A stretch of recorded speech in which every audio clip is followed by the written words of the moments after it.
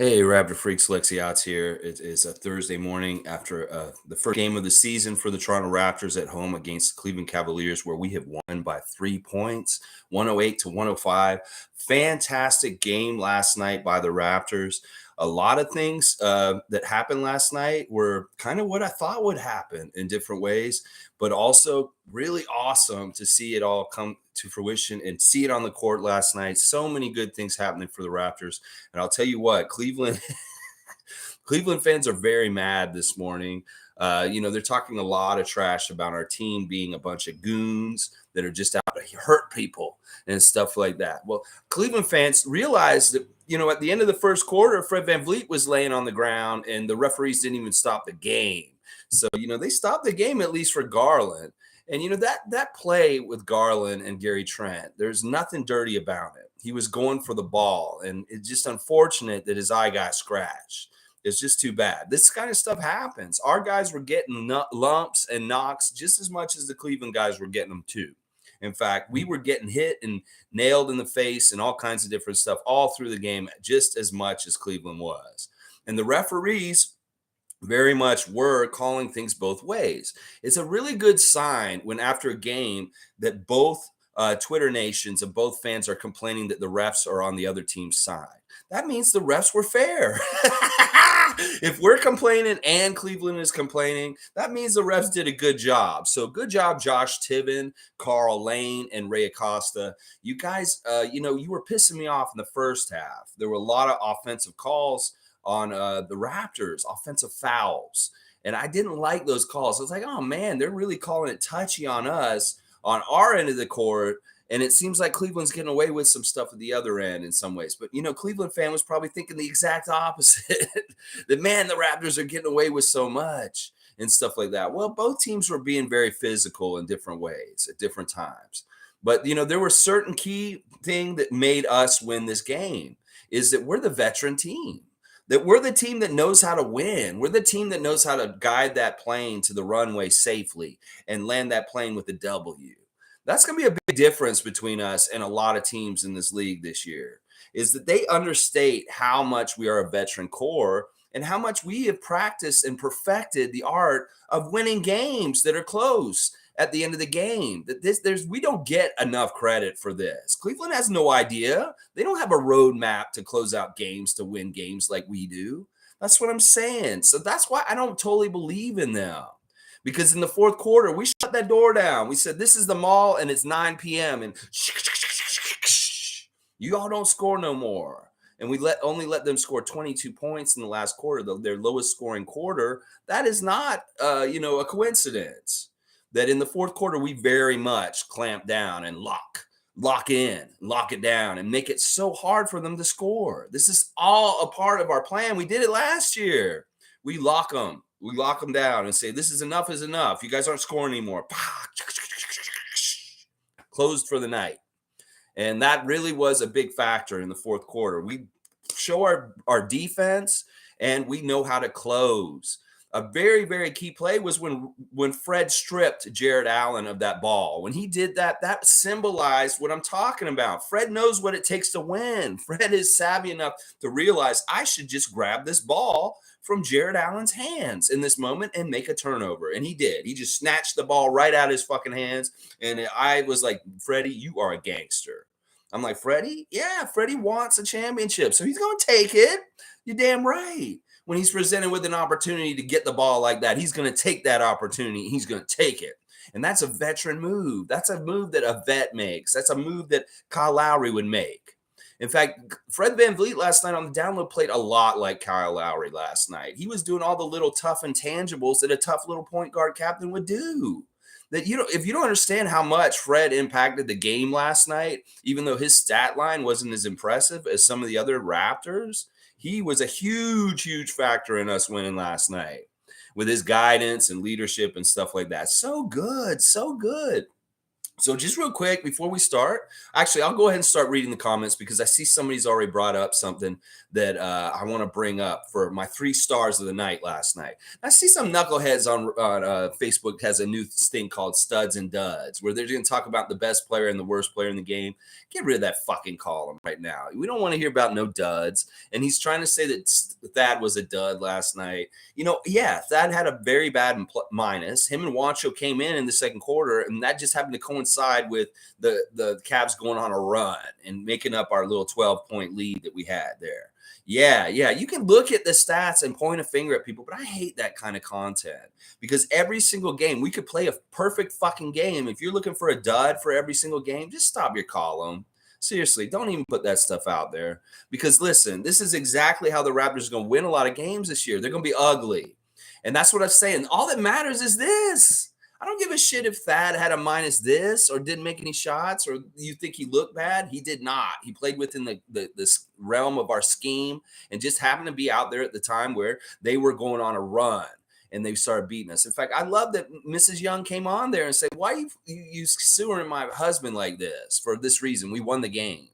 That's what I'm saying. Let's balance this, Raptor fans. There's no reason to be negative about the game last night. Everything went to plan. Everything went and the outcome was what we wanted. You guys are such idiots if you want to go and point fingers at JUANCHO and Thad today. So just hold it. Just don't even go there. So no reason for a stud and dud, column after the game. Nobody wants that. I'm sorry. Nobody wants that. All right, let me see what you guys are saying in the chat this morning. I'm so happy to see so many people here right away. I know we have a lot of enthusiasm about the first win of the year. And you know what? Listen, this was a test. It's like we've heard so much bullshit in the news. In fact, I go and look at ESPN this morning, and there's 2 articles about the game last night in ESPN on the headlines. 2 articles about our game last night. They're both centered around the Cavs' perspective. The one of them's about Donovan Mitchell fitting seamlessly with their team. It's like, oh, such a successful experiment. He fit seamlessly with the Cleveland Cavaliers, scored 31 points. Ooh, well, they lost. And they don't even talk about how the Raptors won or anything like that. They just talk about, oh, Donovan Mitchell fits with the Cavs. Y'all fucking lost. And then the second article is about Garland's injury. So this is like, so it is whatever, ESPN, whatever. You can toot the horn of Cleveland all year. I hope we beat their ass every single fucking game we play them this year. I hope we sweep their ass every single time we play them. We beat their ass this year so we can just kill this narrative that Cleveland is so badass and great. I mean, listen, y'all haven't earned it. We've been earning it here in Toronto with our continuity in this squad. Y'all have to earn it with this team. You guys have had the first game ever with Evan Mobley and Donovan Mitchell on the court last night. Ever. Not even in preseason. None of these games they played before, those 2 men did not play together. So y'all got to figure it out. Y'all are a little behind us. Let's just put it that way, Cleveland. Y'all are a little behind us. And you know what? The rankings that people pre-rank this year for this season and stuff like that, saying that y'all are above us, you fucking idiots. We're above them and we're ahead of them. We are a playoff team. We are a veteran team, and we know how to win games at the end of the game. Did you see them manage the game to win last night? No, you did not. No, you did not. Because once Garland was out, they missed their point guard in some ways. And it's like he's not going to be able to direct things. Donovan Mitchell just showing up and being a scorer, really. He's not really a guy who's going to get the other guys going in different ways and stuff like that. So, yeah, they have some real Achilles heels, and they're going to have some problems that certain people are missing. Now, I think it's very, very much not a coincidence in some ways that Garland and Sexton got their receipts in the preseason in the game last night from last year and their little cockiness and stuff like that in games with us last year. Yeah. In some ways, there were some receipts given. I'm not saying that Gary did that on purpose. I'm not saying that at all. I'm just saying that it is kind of karmic and kind of basketball goddish that Fred VanVleet broke down Colin Sexton the first preseason game in Edmonton against Utah. And now Darius Garland seemed to have to leave the game. And from what they're saying, J.B.Bickerstaff is saying that he's bleeding inside his eyeball. So I don't know how long he's going to be out. But yeah, I'm sure Cleveland's real thrilled about that. And they hate us. They hate us. They absolutely hate us in Ohio right now. They really, really do. In fact, I think that Cleveland fan nation has more venom towards us than Philadelphia fan nation in some ways. I think that they have more venom towards us than Boston fan nation in some ways. Like Cleveland really does hate us. Like, they really hate Toronto. It's crazy how much Cleveland fan nation hates us. All right, Nameless is saying, I'm so impressed with OG looking like a bona fide number 2 option. And also the fairness of the officiating was unbelievable. I'm glad you said that, Nameless, because they've screwed us both over. In fact, we were getting screwed over more in the early part. And I was like, man, what are they doing? But then Carl Lane came in like the force, like that Star Wars nerd that he is, and he started calling calls in all kinds of different ways. It was awesome. Once again, our aggressiveness was rewarded with more free throw attempts than the other team. We got to the line way more than Cleveland last night. And that's really, really good. There's something different about our offense this year that is garnering us more trips to the line. And I really think it is our attacking the rim, that we are really are being aggressive to going towards the rim. And we haven't done that enough in the last couple years. So we haven't totally gotten our share of free throw attempts. Well, it seems like we're coming for them this year with our new style of bully ball and stuff like that. OG, in particular, to me, Nameless, was fantastic with his synergy with Scottie Barnes. We saw them both setting each other up in different ways, whether it was OG coming to the basket and dumping it off to Scottie, and he gets that flush jam real easy. But the other way, when Scottie goes to OG, is really interesting to me. And I'm going to tell you why. There was that one no-look pass. Sure, when OG cut the baseline and he got that easy pass when Scottie looked off him and passed it to him. That was a beautiful play. And in fact, we want to see more of what Scottie did in that play, because that is something that's going to be there for him all the time. He just needs the other Raptors to cut like Yuta Watanabe would. If these guys are cutting and giving him targets, moving targets, it'll be just like a fair game where he's just got to hit those targets with the little gun and he'll get the little duck moving. Is he just got to hit them? It's like a shooting gallery. So, Scottie, when you see those targets moving across there, just like a shooting gallery at Canada's Wonderland or something like that, you go ahead and hit those targets because good things will happen. Now, another thing about Scottie and OG, when they pass with each other, Scottie gets a rhythm. Like, if you notice, there was one play where he was at the three-point line and he dribbled twice and then he threw it to OG real quick and he hit a rhythm three. Well, in some ways, Scottie was setting the rhythm for OG's shot by the way he dribbled the ball twice and threw it real quick to him. That's all a beat. Do. Now, that's an important thing as a point guard or as an assist man, is to get the rhythm. You can even set up the guy in the right rhythm. And if you really have a good connection with somebody like OG and Scottie do, you can set him up to succeed with this shot just by giving him a rhythm off of what you did. And there's some really good rhythm sharing between OG and Scottie. We saw it last night. That synergy is there, and it's beautiful. It's a beautiful thing. It really is. Nameless is saying the weird calls went both ways, kind of like my dates. No, we need a reality show. Nameless, like blind dates. Yeah, no, this is true. And this is why we shouldn't be unhappy with the refs. There are some Raptors fans that are saying the refs were absolute shit last night. They're crazy. They pissed off both teams. That means they did a good job. They really did.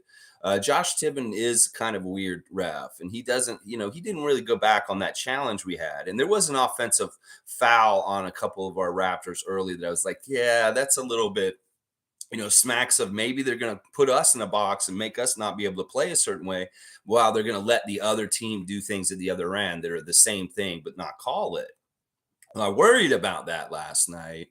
But I don't know. I think it is the kind of thing where we were being very aggressive with our offense down low and pushing people around and stuff like that. And they had to draw the lines as far as like, you guys can be this aggressive and bully them this much, but don't cross this line. And that line was kind of drawn somewhere in the late first quarter, early second quarter, when they were calling all those offensive fouls.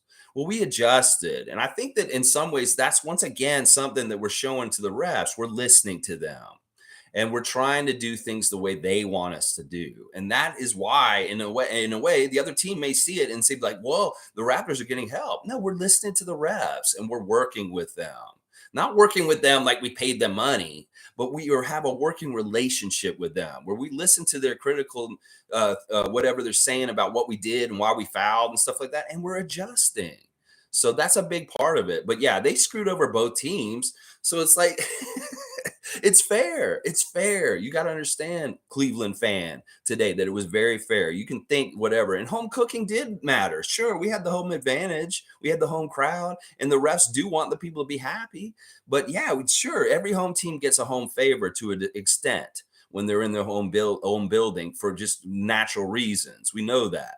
Logical saying ref report was so key yesterday. Everyone go off on the ref as bad when we have and still do have an over 500 win percentage with all three. Context matters always.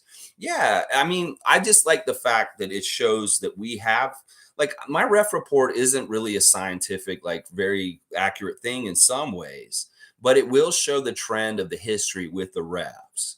Like, do we have a hard time having a lot of wins under this ref? Well, no, we've won more of our games than we've had lost when this referee is present.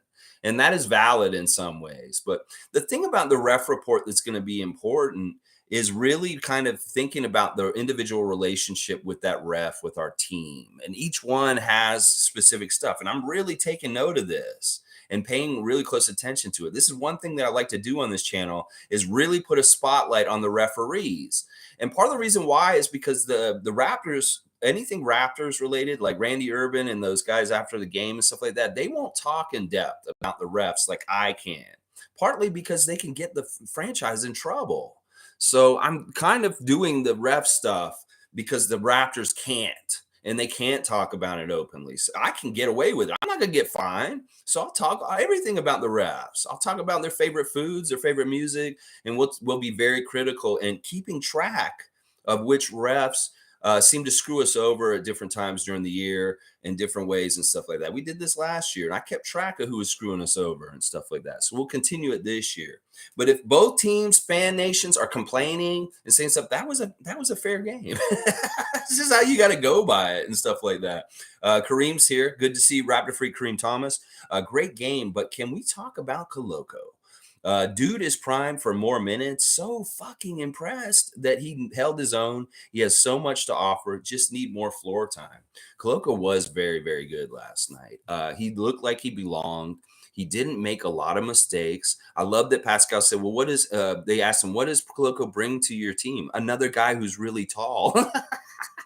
Now, Koloko's first ever NBA field goal was very special. Like, honestly, and what a poetic way to do it. Like, it's actually very symbolic how he scored his first points off a field goal. He did have a free throw before as his first point. But when Pascal went to the basket and tried to make that layup and he missed it, and Koloko was there to clean it up and slam it down, that was so symbolic of him following in the footsteps of Pascal Siakam, literally, to come to the NBA and make baskets. That it was so poetic and just perfect that Koloko's first basket was a putback off of a Siakam miss. That is a very, very deep something about Cameroon, and the fact that these two guys came from the same city. And they were saying this week that the city they came from has only one basketball court in the entire city. Isn't that crazy? Now that makes you realize why these guys never played basketball as kids. They played soccer.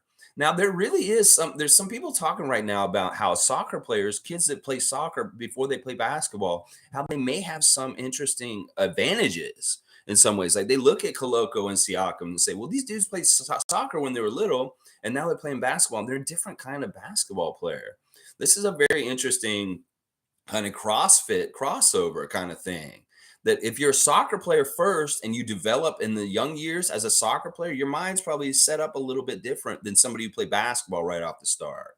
So this is very curious. And I'm sure NBA executives and front offices are looking at this, looking about the former soccer player factor and stuff like that. But it's such a beautiful way to start Koloko's career. That shot was so awesome. And it's awesome not just because of what I just said, but because he's going to be doing this all the time. Like, we're going to love seeing him clean shit up. This is the part of the reason why Fred can go to the basket now and just kind of throw it up, because he knows if he misses it, that Greg has a piece out this week that's fantastic on Jubstown Clink. And he's talking about how the Raptors don't really care about making a high percentage of their shots. They just want to make the shot on the possession. That they could have like 3 or 4 offensive rebounds, keep it alive. They just need to make sure they score. Well, Koloko's going to be so good at crashing the boards and cleaning up garbage for us.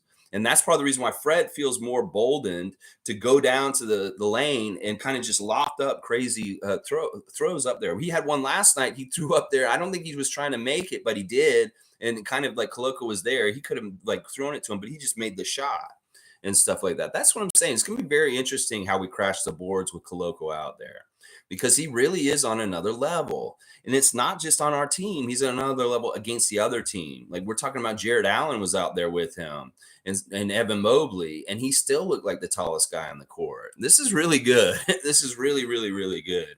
I really, really like it. I'm very impressed with Christian, and he's fast tracking. I'm going to tell you right now, he's fast tracking. He may go quicker into our rotation and things that we want from him than Delano in his path from last year. He's going to be very, very, very valuable and useful right away.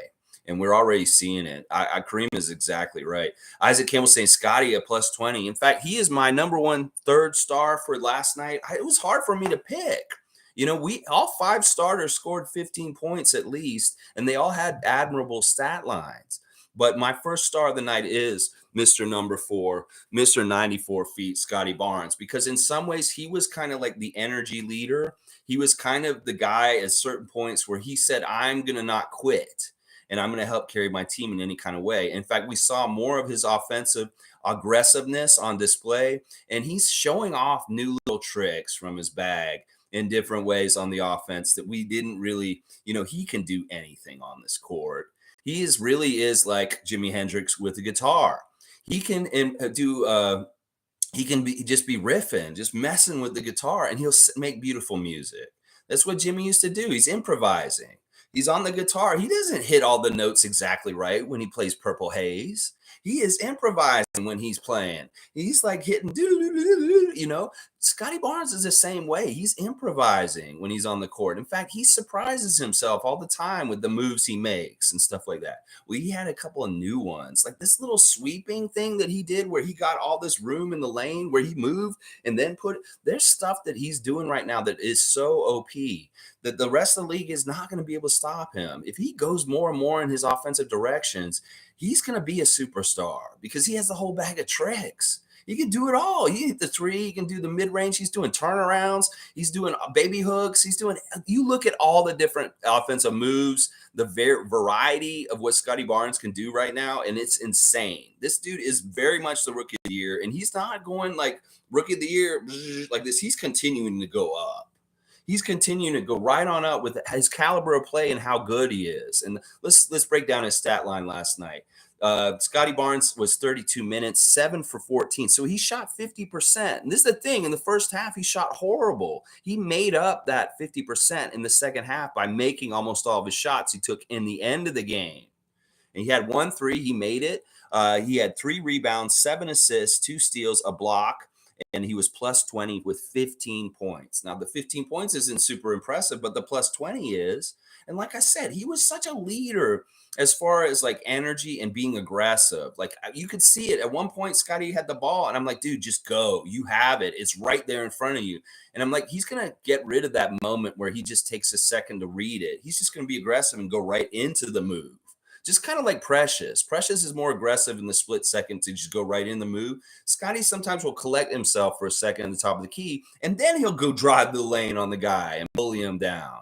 Well, he's going to cut that little bit in the between out of the way because he's going to realize he has it every time.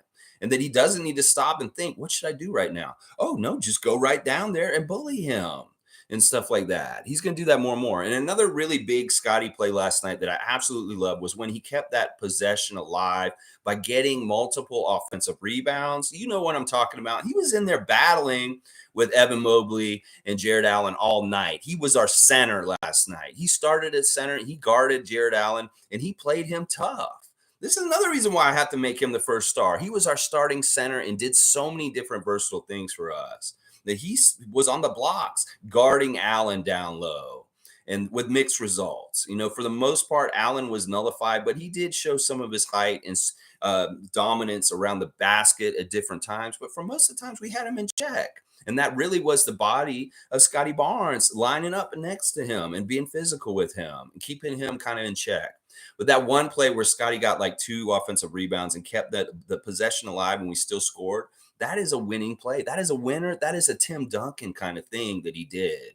That, there's something about Scottie Barnes that tells me he's very similar to Tim Duncan in this way, that Tim Duncan had a certain win percentage in his career as a player. Scottie Barnes is that kind of player where he wins. He wins games. And the clip of what he's going to win in his games over his career could very much mirror Tim Duncan. That's an X factor kind of thing because he just wants to win. And he's doing tough stuff like Tim Duncan would do to try and make his team win as a team player within the scheme of the team defense, and doing stuff like keeping possessions alive by rebounding like he did on that one play. You know the one I'm talking about. I was amazed that he got both those offensive rebounds in that one possession because, like, he was seriously battling Cleveland's Twin Towers, and that is not easy to do. So Scottie's my number one star for last night because of the highest plus minus, like Isaac's saying, he was a plus 20. And just the synergy with him and OG, like I was just talking about earlier, and the things he did aggressively, the showing of the new little moves and the offensive rebounding, everything. He did everything on the court last night. And even at the very end of the game, when he threw that ball to Precious and he got up on that rim and he did the little bit of an airplane. Now, that's an appropriate time to do an airplane because that's at your home court. And it's really, you're just kind of running around because you're excited because you just won and stuff like that. So awesome. So awesome. All right, let's see. Tom Duke is here. Good to see Raptor Freak Tom Duke. Cavs played as good as they will ever versus anyone. Feel bad for Garland, but our boys obviously really want to win. Woohoo. Let's freaking go. The Cavs are really positive about the game last night. They feel like they played really, really well. They felt like the experiment of having Donovan on the team fit really nice. They feel real good about last night. In fact, Kevin Love in his interview afterwards said, "This is a great game." They didn't win. That's all. But there's a lot of positive stuff from this game for them. I'm not worried about them, though. I really do believe we're going to bully them every time we play them. And Cavs fans are going to hate us more and more because of the way we play. This is the thing. We could play the most ineffective game. We could shoot worse than them. We could get out rebounded by them. Let me look at all the stats real quick. The team stats where we lost to them. Because we shouldn't have won this game with the way team stats went. We shot worse than them, first of all. They made more field goals than us. They had 38 field goals. We had 36. They shot 50%. We shot 42%. We shot worse. Well, we won at the 3-point line, y'all. We won at the 3-point line. That is really kind of where we won. We outshot them in the 3-point line. Of all the things we've been so shitty at in the preseason and stuff, we beat them at the 3-point line. That is insane. That's the one category we beat them at. We even lost at free throws. We did get more free throws than them. And that aggression did matter because we ended up with 4 more free throws made than them. And the difference was 3 points. So getting all the free throw trips was really important, and missing so many free throws during the game. I was like, oh my gosh, if they lose this game by the margin of the missed free throws, we're going to be pissed. This is like last year. It's like when they lose games where they could have won them just if they made their free throws. Yeah, we don't like that. So thank God they won this game last night because there were a lot of missed free throws in the middle of the game that we would have been doing that with at the end of the game. Like, why did they fucking miss so many free throws? That's why they lost and stuff like that. But thank God they won because that would have been a big reason why we would have lost. It's all the gimme shots that we did not make, the free throws. We did out rebound them. Our assists were anemic. Once again, we only had 19 assists. It looked like we were moving the ball way better and stuff like that. But I really want them to get more assists up and stuff like that. But they were passing between each other way, way better last night. The stuff with OG and Scottie was really, really good.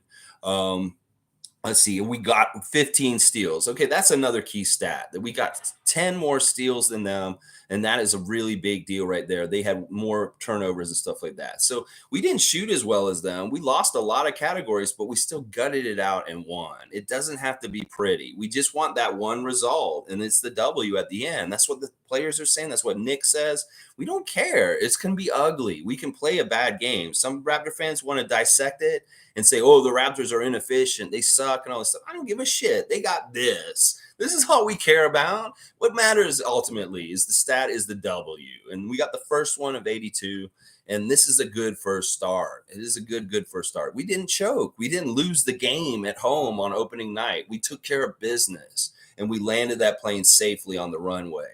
That is going to be a big factor. I can't understate this, that we know how to win games when they're close at the end of the game, that we manage games very, very well with our staff that we have on our team, and that other teams are younger than us and don't have this kind of real experience that we do. Like going deep in the playoffs and winning a championship. Fred VanVleet, Pascal Siakam, OG Anunoby, these guys know how to manage games at the end to make sure we win.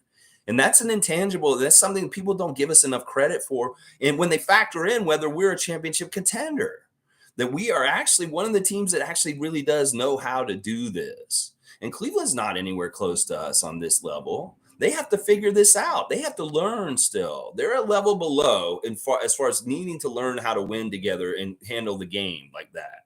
And that huge difference. Nameless is saying, Tom, sickest avatar he's seen. You like his avatar? Yes, Tom's got the picture of him and Scottie. We've had it on the stream for yesterday and stuff like that. That is Tom Duke in the picture with Scottie Barnes, not me. We're going to get this cleared up with Scottie. So he realizes he didn't meet me when he went to Victoria. He met you, Tom. We're going to make that clear to him next time we see him on Twitch. Now, I don't know if we'll see him today. Maybe they're traveling to Brooklyn. He might be in the hotel tonight, and maybe he'll be on Twitch tonight. But I don't know. It'd be very interesting. G saying a lot of Cavs fans are upset about calls. They went smaller. This is what happens. The Bucks, Boston, and Embiid won't go softer. Yeah. Listen, this is the Eastern Conference, Cleveland. I don't know what conference you think you're playing in. You think you play in the West? No. You play in the hard knocks conference called the Eastern Conference, the conference of Charles Oakley, the conference of the Miami Heat versus the New York Knicks in the 90s. This is what I'm saying. You don't want to play with the big boys? You don't want to play with us? Well, you're going to find out from a lot of different teams. You don't think you're going to find out from Boston? You don't think you're going to find out from Philly at some point, Cleveland? The same kind of shit you found out in Toronto last night. So you guys go ahead and be soft and complain and wah, you little baby D's. You can whine and cry all you want. You're going to find the same kind of stuff all season long. So y'all get used to it. You play in the Eastern Conference now, Donovan Mitchell, and this is the conference of hard knocks. You're going to find out real quick. Now, I do have to give credit to Donovan Mitchell. He was very efficient last night. He did not have to shoot a bad percentage. He did very well with his percentage last night, and he did seem to fit to a degree, but they still have some major problems with this team. And I think they miss Markkanen. I mean, seriously, there's something lacking to them at this point. But Mitchell was 12 for 21, 2 of 8 from the three-point range, 31 points, 9 assists, 2 steals, and 2 rebounds. He was a plus 10.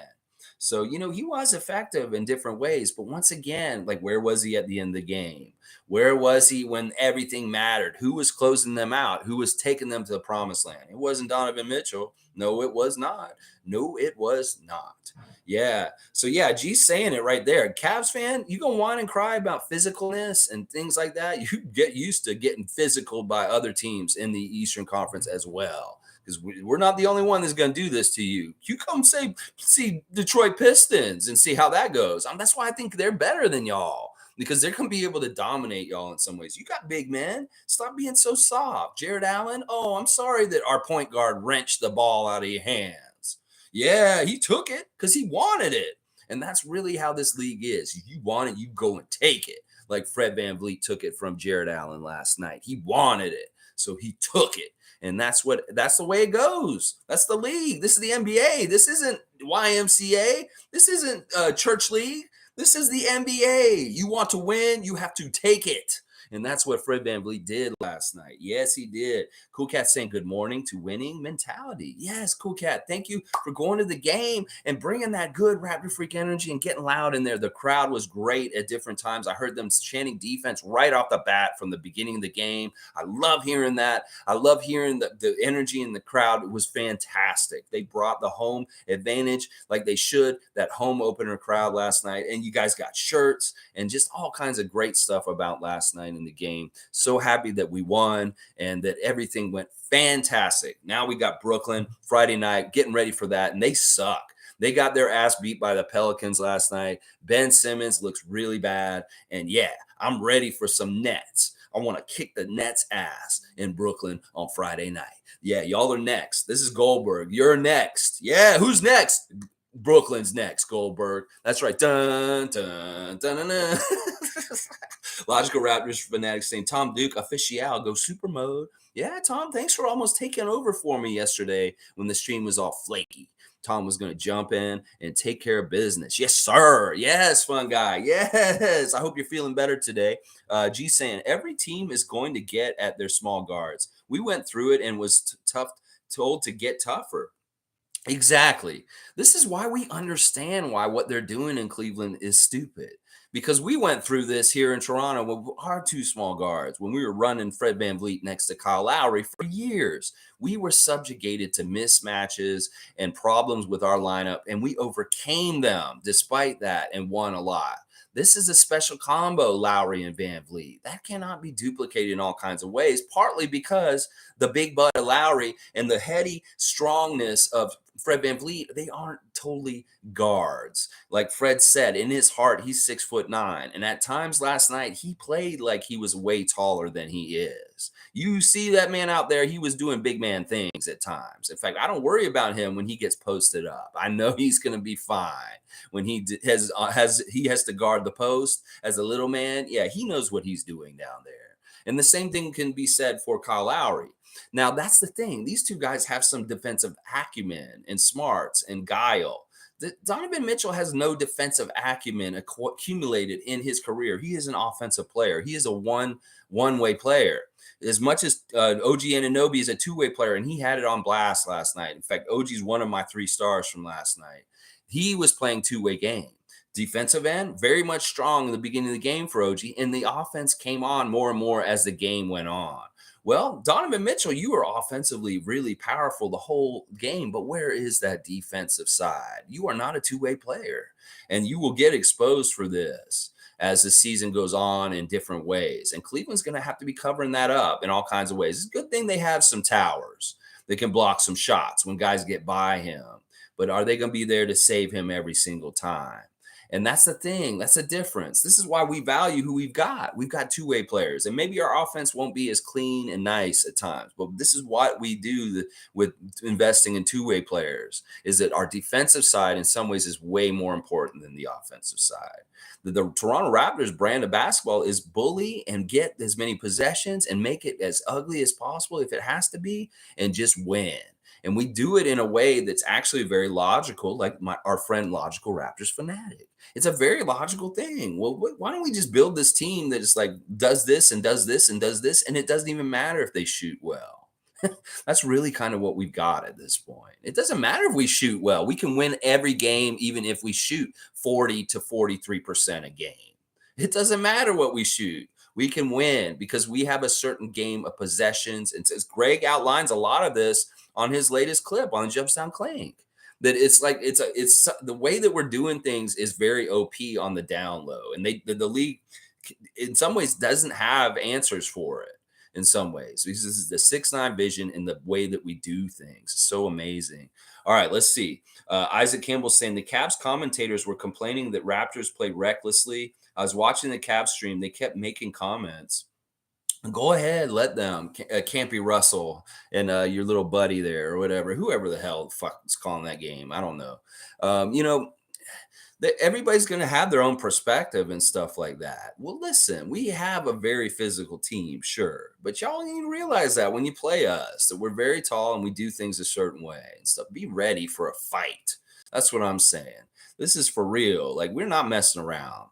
And we know what our strengths are. We're going to play to use them, because we want to win. That's all we give a shit about. We want to win, and we're going to do it that way. If we have to do that way for 81 more games like last night, we will. Don't worry about it. We don't give a shit what they say. They can say whatever the fuck they're going to say. Tom Duke saying, cheers, nameless. New season, new avatar, and Scottie concerned me with his ref interactions, but also his passion so compelling. Sweet number 4 jersey, Lex. Thanks, Tom. Hey, I appreciate the comments for the jersey Adriana got me for my birthday this year, and stuff like that. All right, now the refs and Scottie. Let's talk about this a little bit. I think he's doing fine. Like, I know that he's exaggerated with his like, oh, come on, and stuff like that, and a lot of that, but he reeled it in, and he's not crossing that line. Like I said, if I see him get attacked, then I'll be like, okay, he crossed the line finally. But he is just pleading his case. And there were some bad calls on him last night. That one offensive call on him when he had to leave the game after that, that was messed up because he got his third foul and it was very early. There was foul trouble for him and Pascal last night. And it's too bad. But once again, what team can have their number one superstar OP guy get fouled out with minutes left in the game and don't miss a beat? That we continue to excel and do what we need to do, execute to win the game, and it's close. Pascal fouls out. Who cares? We don't care. We're fine. Darius goes out. That hurt Cleveland majorly. That majorly hurt Cleveland last night with their chances to win when Darius went out. Well, Pascal fouls out. We don't skip a beat because we have next man up and we are ready for whatever happens and stuff like that. So G saying Nurse with the end of game plays, that inbounds to Gary was golden. Yes, that was beautiful, that misdirection and how wide open he got down there. I love the hot potato game we were playing at the end of the game where we're trying to pass it around. Delano was a perfect substitution for Pascal at the end of the game. I could tell Precious was a little sad that he wasn't an end of the game player last night, but this is just how it is. It was the first game of the season, and we really did want to showcase our starters. We gave them a really good run at the beginning. They were fantastic, and they were the guys who were on the court at the end until Pascal fouled out, and Delano had to come in there. And he was the right sub at that moment because he gave us that extra ball handling and different kinds of things like that. So very, very masterful coaching by Nick Nurse at the end of the game. This is the combination. This is what I'm talking about. J.B.Bickerstaff is a great coach. He's an up-and-coming young coach in the N.B.A., but he still isn't as savvy in some ways as Nick Nurse. And that this is the kind of thing with Nick Nurse and Fred VanVleet involved in end-of-game situations, you're damn sure we have an advantage because both of those guys are really good at what they do in managing the game and making innovative ideas for how to win. And that inbounds play with Gary leaking into the other court, the other side, was exactly an example of what we're talking about right here. That is a great example of what you are saying, G, of Nick Nurse, him being a factor in why we win close games at the end of games like last night and stuff like that. Logical saying Isaac Campbell is called giving effort always. Listen, the other teams, it's fun to listen to the other teams' commentaries, teams, just to see their perspective of things and stuff like that. There's going to be all kinds of weird shit written about the Raptors. So what? We'll go ahead and just say W's, keep collecting them, and stay at the top of the standings. And they can all woohoo and whine and cry in all the ways they want and stuff like that. As long as the refs are saying, yeah, they did it, they won, we get the W, and that's all that matters. The refs could be like bad to us, but this is what I'm saying. We established that we were going to be the aggressor. We established that we want to play with a certain level of physicalness. And then the refs are like, okay, the Raptors are going to play like this and we'll allow this much. And this is kind of the limit. See, we're really pushing it to the very limit. And then when we step over the line and say, okay, that's too much, Raptors, foul call, and stuff, then we dial it back, but at least we know where the limit is. Some teams don't even push to the limit. They're just like, don't foul, don't do this. Well, we're pushing the limits to see how much we can get away with and then dialing it back. That's kind of actually the philosophy of Nick Nurse, is he much rather have players that he has to tell to slow down than to tell them to pick it up and stuff like that. So let's see. All right. Let me see where I'm. Naco the Nacho, good morning. I don't know if the refs are truly on our side. If Pascal fouls out, Pascal, OG, and Scottie were our best players. No, they're not on our side, but they called it down the line. This is how we can really test them. Like I said, if both fan nations are complaining about the refs, then they did a good job.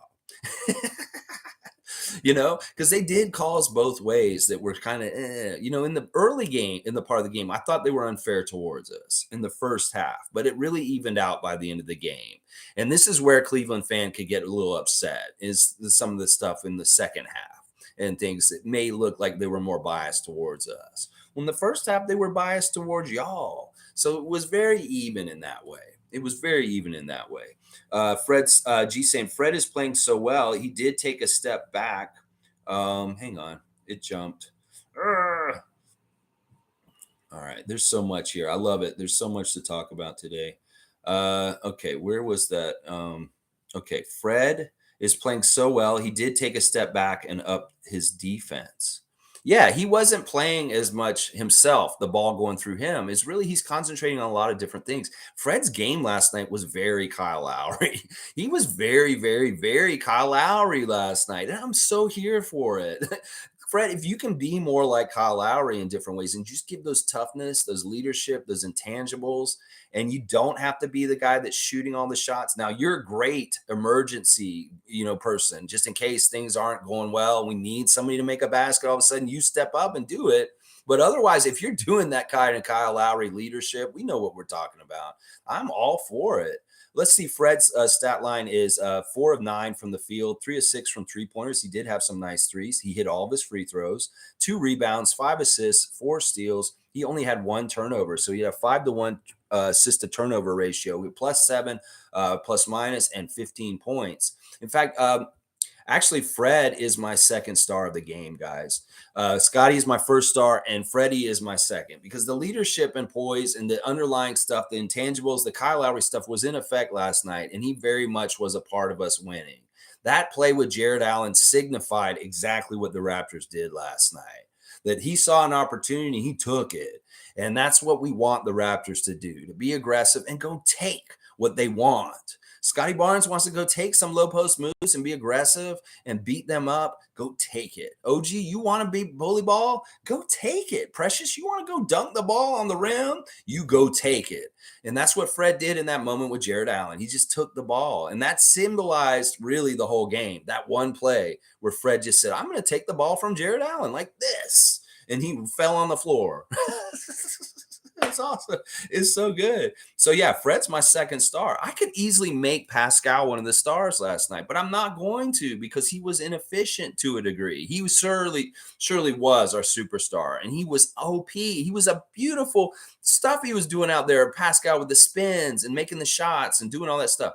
But he did shoot a poor percentage last night. He was 9 for 20, 4 for 8 at the free throw line. I really don't like how he missed half his free throws. I don't know what's going on with that. Pascal, you can't make your first free throw this year or something. You can make the second one, but when you get to the line, you can't make the first one. What's going on with that? You're our money man. You're the guy who gets to the line the most. So you've got to do better at the free throw line. And you did better last year. It's just so far this year, you're having hiccups at the free throw line. I don't understand it completely, because you were very solid there last year. I think he'll figure it out. But it's weird because Pascal seemed to miss every single first free throw that he got. He was 4 of 8, and he made the second one every time. It was really weird, really, really weird. But because of that, and also because he had 4 turnovers and he was a -1, he has 23 points, our leading scorer. But it wasn't efficient. And he did have a double-double. I have to say, he had 23 points, 11 rebounds. That's a big time. But he could easily be one of our 3 stars. He's the one who got the interview, but he's not to me. The guys that were important, the most important to me, were Scottie, Freddie, and OG. Those are my 3 stars today. OG is my 3rd star, just because of the underlying defense and stuff like that. Once again, we saw OG do a run-out block where he's running from somewhere else, and all of a sudden he comes and shows up and blocks the shot. I love that play by OG. He never gives up. Like that play where he ran with the guy and met him at the basket. Like I didn't see that coming. Like I didn't even know anybody was there to even challenge him. It's like he came out of the woodwork. It's like all of a sudden OG's there and he like blocked him right in the basket. I was like, yes, OG. Because that's the thing. He can do all this stuff on the offensive end. We saw in Montreal, he can score. He can do all this stuff on the offensive end, but his main baseline is the defense. And he'll concentrate on that most of the game. And then whatever comes to him on offense is fine. But if Pascal's not available, then boom, he can all of a sudden start being like Pascal and being our main guy and score. This is great because he has different modes. He can be just like that baseline clamper, that lock defender, which he was showing last night when he was locking up Donovan Mitchell near the end of the game. Who was on Mitchell at the end of the game? He was scoring at will all game. And when it mattered, who had to turn the water off? It was OG. OG was all over Donovan Mitchell at the end of the game, locking him up.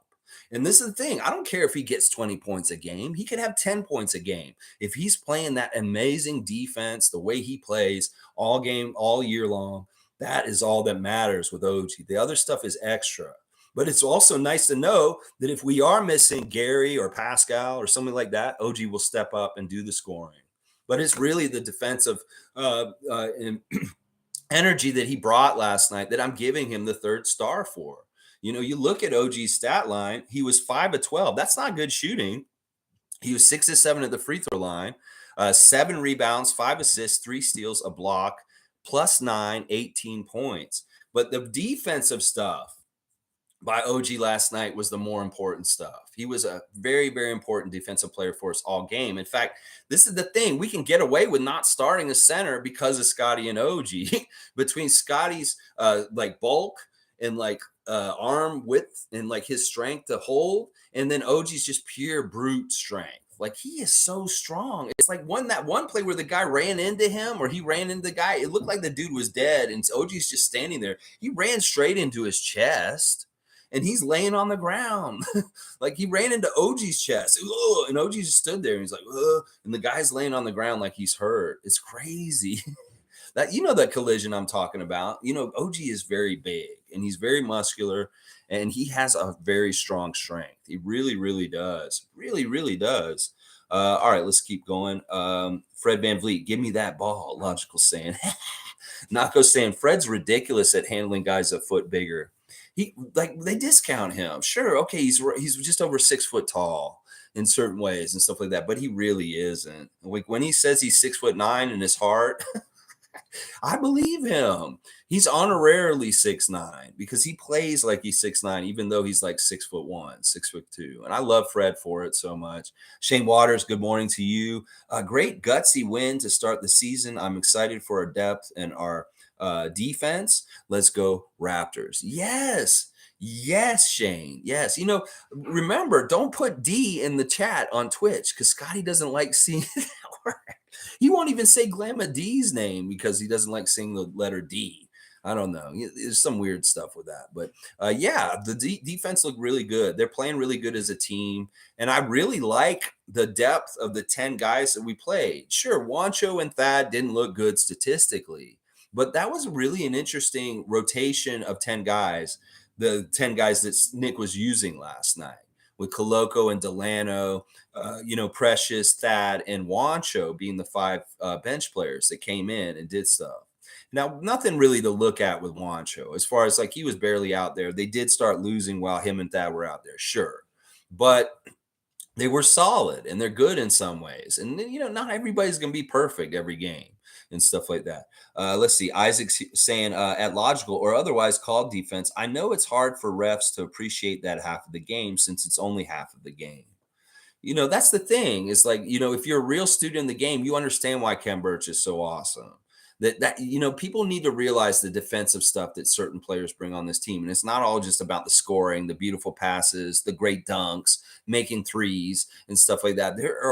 There's another side of the court. There's a defensive side. And that's part of the reason why we love Koloko all of a sudden, because we can apparently see how much Koloko brings to our defensive side. We can see it.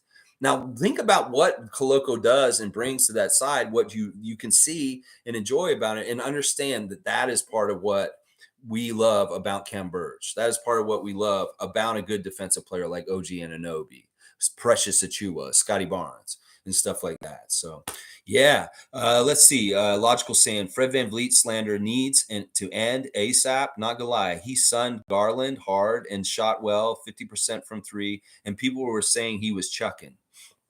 Listen, they're going to disrespect us any which way. In fact, they're going to hate us even more this year because we're going to be so good and we're going to do it in a way that they think that we're going to get that kind of feeling from Slapshot with Paul Newman. That we've got like the Hanson brothers on our team. You know the Hansons from that hockey movie, those guys with the long hair and the glasses. Well, we kind of have their vibe in this league right now. And there ain't nothing wrong with it. You watch that movie and you see how those guys played hockey. And, well, we're a little bit like that. We're a little bit Bad News Bears in baseball. We're a little bit Slapshot in hockey. Yeah, a little bit of that going on with our team this year, and there ain't nothing wrong with that. There's a lot of teams that have done this throughout the history of sports. We look at the Detroit Piston Bad Boys. We look at different hard-edged, kind of physical, tough teams, and we are definitely one of those teams. And we are going to be very much a villain on the U.S. side of the border.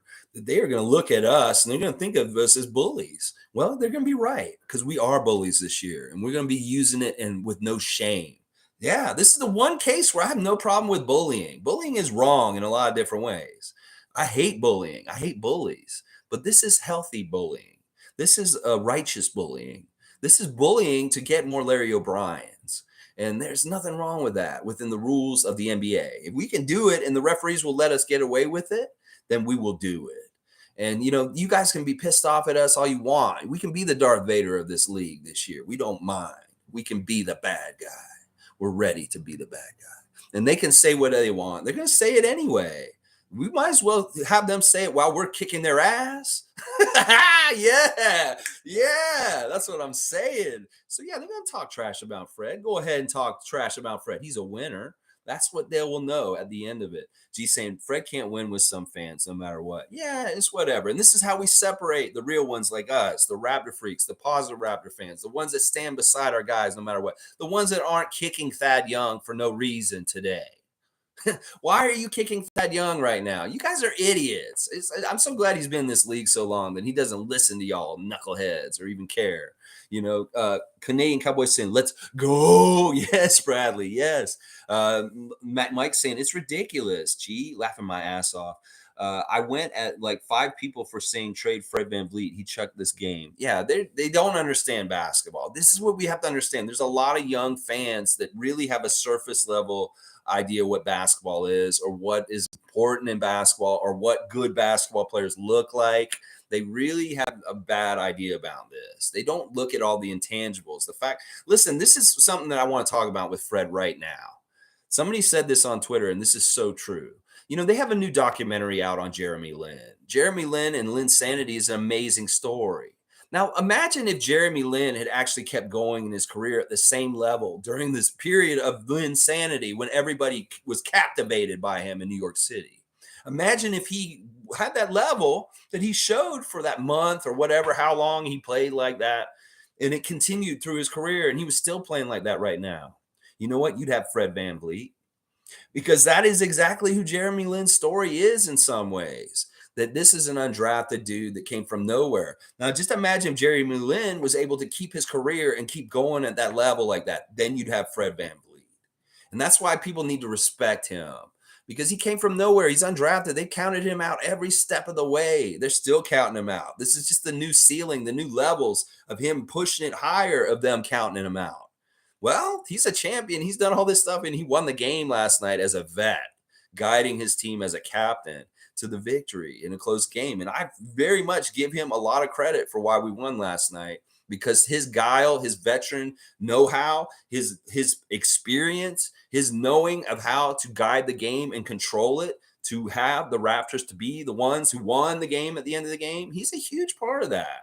And real basketball fans that understand the game and watch it will say this today. Casuals that don't know basketball or understand the game, they will be saying stupid shit like what Logical's talking about. He saw last night. Yeah. I'm a fun guy. I still saw conditioning issues yesterday. Imagine when our guys are in shape, we'll be unstoppable. Sure, there can be a little bit of that in different places, But look, he kept guys in and out like really, really well. I didn't see it as much myself, but I won't disagree with you that there probably were some. It's the first game of the season.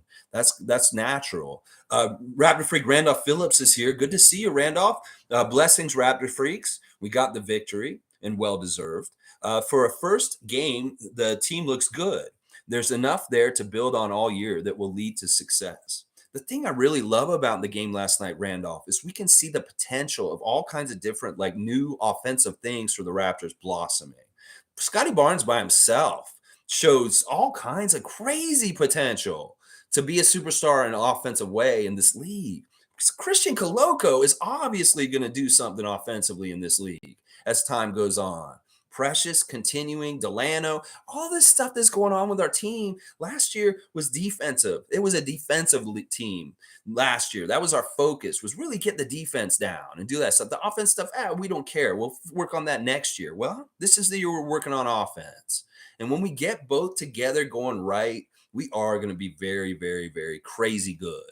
That our offense, we've been coasting on a shitty offense and just playing with energy and defense and rebounding and winning. Winning. We won a lot last year. Well, this year, we get our offense tuned up and we actually have it more figured out and doing what we're doing. It's just going to get worse for the league. So I'm really impressed with it too, Randolph, and I want to see more of our offensive bag of tricks and how it develops over this year. Scottie in particular is going to be so fun to watch because he can do it all. And we're going to be like, whoa, Scottie, what did you just do? It's going to be so good. Not saying Cleveland has a talented starting lineup, but I would look at look at us as more complete. This is for real, and this is true. And this is what we've seen against Boston in the preseason and Cleveland now. We have that depth that is a good quality, really deep. Like I'd say all 10 of the guys last night are very good N.B.A. players that they're not like our bench guys last year where you kind of like, should they even be in the league? Like that there was times where I was like, I'm not sure if some of our bench guys should actually be playing in the NBA right now because of the way they play. There was none of that last night. There was none of that. Those guys all look very capable and very much not like the other thing is they're not young players that look like they're trying to find their feet or get experience. They're players that very much have pro experience and know what they're doing. That's what JUANCHO and Thad are. As bad as their stats look this morning, well, they're way more capable. And we know that it wasn't because they don't know what they're doing. And that is what the problem was with our bench last year is that we weren't even sure if they knew what they were doing. But we know that Otto, Thad, JUANCHO, they know what they're doing. And that is in a way an upgrade for our bench no matter what, because these dudes know what they're doing. Let's see, G saying logical. They don't understand the intangibles. Exactly. See, G and I just echo. I didn't even see this comment, and he's already talking about it. They don't understand the intangibles about Fred and stuff like that. Garland had 5 turnovers. He was hounding him so good. In fact, Gary was talking about Freddie and his relationship in an interview with Jake's Takes. Gee, thank you for sending me that interview yesterday. That was a delight. I watched that interview with my parents, and we were laughing and enjoying it so much. Gary Trent Jr. Interviewed by 12-year-old Jake, who's a host of Jake's Takes. And I don't know how he gets these great guests. He has all these great guests on his show, but what a fantastic interview. This young man is a real one. He's a real Raptors fan. I love what he was saying in that interview. I was like, man, this kid makes me tear up. It's like the future of Raptor fans is so bright because of Jake from Jake's Takes. I'm serious. I'm tearing up right now thinking about that kid's devotion and stuff like that. But yeah, such great interviews by Jake. And I highly recommend that interview that he did with Gary Trent this week because he was talking about him and Freddie's synergy on the defensive end as defensive guards. And Jake said, you guys are the best defensive backcourt in the NBA. And I was like, yes, Jake, you go, Jake from Jake's Takes. Yeah, but that's the thing. That synergy in the backcourt on defense between Gary Trent Jr. and Fred VanVleet is very planned, and they're very much on the same page. Like I used to love the pairing of Norman and Fred because they are so close as friends. And when Gary got traded here for Norman, I was worried about losing that extra from the inherent knowledge and time together between Fred and Norman. Well, Gary has jumped in and he's showing that same kind of like meshing with Freddie that it's made missing Norman at this point not so bad because they really do work in tandem on how they trap on as guards at the top of the key and stuff like that. And he talked about how much he enjoys playing with Fred, with Jake, and that like they really do have each other's backs in that kind of way. And I love that. I love that so much. Fred and Gary are very good backcourt defense. And according to Jake, they're the #1 defensive backcourt in the NBA. I love that, Jake. Jake, you got a new subscriber yesterday. You go, Jake. You're a badass, young Jake. Yes. Such a good channel. Oh my gosh. Kenny's here. Good to see Kenny. When Siakam fouled out and Nick waved Delano in, that felt good. It was cool. It's a vote of confidence. He's one of our guys from here in Toronto, Mr. 45 Bus. And he was exactly the right decision. We saw how Delano's movement and his skill set helped with the hot potatoing at the end of the game, with keeping the ball away from Cleveland to not let them try and get a foul too much into the clock. Like we wanted to keep the clock rolling and rolling, rolling. Well, we had to throw it to Delano, have him do a quick dribble up the court so they can't get to him, get it to Gary, and then boom, they fouled then. But that ate up some seconds. That is the huge reason why. It was him over like somebody like Precious or Thad or any of the other bench guys that he could have possibly put in at that point. The Delano was the right one. And it did feel good, didn't it, Kenny? It was like, oh, Delano's the guy. And I was like, that makes sense. We knew it as soon as we saw him going to the bench. Like, oh, Delano's going to come in for Pascal when he fouled out. Well, that totally makes sense. And it was the right move. Logical saying Mitchell and Garland sharing the ball didn't go well. Not gonna lie, game one. They can talk about it being all sunny and rosy in Cleveland. It's like, oh, it was a great game. Donovan really fit in well with us and all stuff. There's problems there. There's some fundamental flaws to their team that they're not wanting to look at. It's like, oh no, my house is on fire. My house, and they're like staring straight ahead, and it is on fire around them. There's some problems with that team makeup, and they're kind of trying to be sunshiny about it and stuff like that. They may work it out, and it may work in the end, but I think there are some fundamental flaws with this team that they aren't going to win as much as everybody thinks they are. And this is going to just be what I said this summer. All y'all people that were so high on Cleveland, you may be disappointed this season. I'm not going to lie. I wasn't impressed with them. They looked better last year than they did this year. Right away. And that's with Mitchell on their team. I don't give a shit. Mitchell's a black hole. He's going to be demanding the ball in their offense, and you're going to live and die with him. He shot well last night, and y'all still lost. So just think about how much you're going to struggle, Cleveland, when he can't shoot well, when he's shooting 30% from the field. You're going to lose those games for sure also. So, yeah, he actually had a good performance last night, and y'all still lost. So, yeah, you feel real good about Donovan Mitchell on your team. You go ahead. Yeah. Nameless is saying they were taking a beating while Garland was in, but they tried to discredit our win because he came out. I know it's a real easy, convenient excuse. Oh, we lost. If we wouldn't have lost, if Darius wasn't out of the game and all this kind of stuff. That's not how it works, y'all. Y'all have to just be ready for anything, because that's what we are. We're ready for anything. We're ready for anything. We have people can't be in the game all of a sudden. You think we're ready? We're going to have the next guy up. And sure, that may be partly because we have many carbon copies of very much the same kind of player. And we're just ready with the next one. Our centurions of 6'9" phallics that will come out there and just kick your ass. Yeah, we don't have Pascal anymore. No worries. Yeah, we got the next man up. And that's what I'm saying. Y'all should have that kind of philosophy. Then you wouldn't have these problems, Cleveland. Where's your next man up? Oh, you traded Sexton? Oh, to Utah to get the guy who's not really a point guard, who can't really fill in for Garland? Oh, Rubio's out. Oh, no. I'm sorry, Cleveland. You have no answer once Garland's out. That's what I'm saying. We just saw how important Darius Garland is to Cleveland Cavaliers. If he's not going to be playing in games, they may have trouble winning. Let's just put it that way. So you guys have a very much be hoping Darius Garland stays healthy this season, because he may be contingent on whether you're successful or not. And that's very much one player that is key to y'all. Garland had 5 turnovers and shot 25% before the injury, wishing him a speedy recovery. Yes, we don't want anybody to get hurt. And I hate that happened. I honestly do, because we just want to kick your ass full strength and stuff like that. We don't want you guys to have excuses for why y'all lost. Oh, Darius was out. That's why we lost. Yeah, whatever. You can say whatever you want. Y'all still lost. That's fine. But yeah, he wasn't even playing that well in the beginning of the game either. And that's true. Like G said, he had a lot of turnovers already, and he did not shoot well. I'm a fun guy saying Garland and Mitchell together is a liability. We were blowing them out. That's what I'm saying. 2 little baby D's, just put them on your back and just slam on them. I know Scottie gets so mad with me saying that. He gets so mad at me. He's like, don't do that. He said we can't call, like, he said this on his stream this summer. He got mad at people for saying, how are you playing on D? He's like, don't ever say the word D when you mean defense. He wants people to say the full word.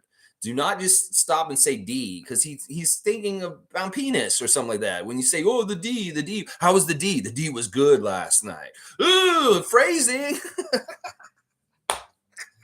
So he wants you to spell it all out. Just say defense. Do not ever just say D. That's why he won't say Glamma D's name on the chat. He'll say Glamma. I'm not going to say the second part. He won't say her name because it says D at the end of it. Oh, it's hilarious. He's like, it's a secret word on Pee Wee's Playhouse. He won't say it. He'll scream out loud if you say the word D. So funny. Okay. All right. Cool Cat saying Fred was the floor manager a la Kyle Lowry. I was so proud of him. And I'm also proud of Pascal taking Boucher role with all those rebounds. And man, no one can stop him. OG, Gary, and Scottie kill a five. I mean, it's great. We see these guys averaged 15 points per game last season, and they all got 15 points last night. Every single one of them got at least 15 points. Siakam 23, OG 18, Scottie 15, Fred 15, and Gary 19. In fact, let's talk about Gary for a second. He was 5 of 12 from the field, 4 of 8 from free-point range. I really loved his threes last night. Really, really good. He got to the line a bit, 5 of 7 there. 5 rebounds. That's really good rebounds for Gary. Normally, he does not get a whole lot of rebounds. He had a steal, +3, 19 points. Now, the thing about Gary that I like is he, once again, is kind of the guy who fills in the gaps and the blanks of scoring for us. Really, really key threes in the first half, and times when we're having trouble, all of a sudden Gary would hit a three because, Cleveland was kind of doing better at that point in the game and stuff like that. Really, really love Gary's game. And I would have put him as one of the stars. He's very close to being one of the stars if he had shot just a little bit better. But I love that he was 4 of 8 from 3 and stuff like that. And the starters were fantastic. In fact, our bench hardly scored any points in the game last night. It really was a very starter-centric game with the 5 starters carrying most of the load for the whole entire game and stuff like that. So very interesting stuff like that. And that's cool. Yeah, Pascal was very active on the boards with Chris out. That's a very good point, Cool Cat, and stuff like that. Very, very cool. Logical saying, gee, were you there when they called 4 or 5 turnovers over there? All right, Logical, part of it is like you're asking questions of other people in the chat and stuff like that. And I don't mind that and stuff like that. But when you guys have your own little branch conversations, it was the same thing with Scottie when he reads his Twitch chat and we start talking to each other. He's reading, he's like, wait, who are you asking that to? And stuff like that. No, we're just having our own conversation in the chat, Scottie. He's like, oh, okay, well, go ahead then. You guys go ahead and talk and I'll play my video game. It's kind of like thing. So that's kind of what's happening here. But anyway, at least it's about the game and stuff. Were you there when they called the 4 or 5 turnovers and checked? No, but it was a good call. Yeah, they were checking calls and they were actually right. There's some of the calls that we didn't like that went against us were actually fair. And we have to say, I think the refs were very good last night, honestly. I'm not going to be like other people and say the refs were awful. They called it really well. Carl Lane was very good ref last night. Josh Timmon was the and Ray Acosta was but Carl Lane was fantastic last night for us. Honestly, I really liked what Carl Lane was calling out there last night. He was really, really good.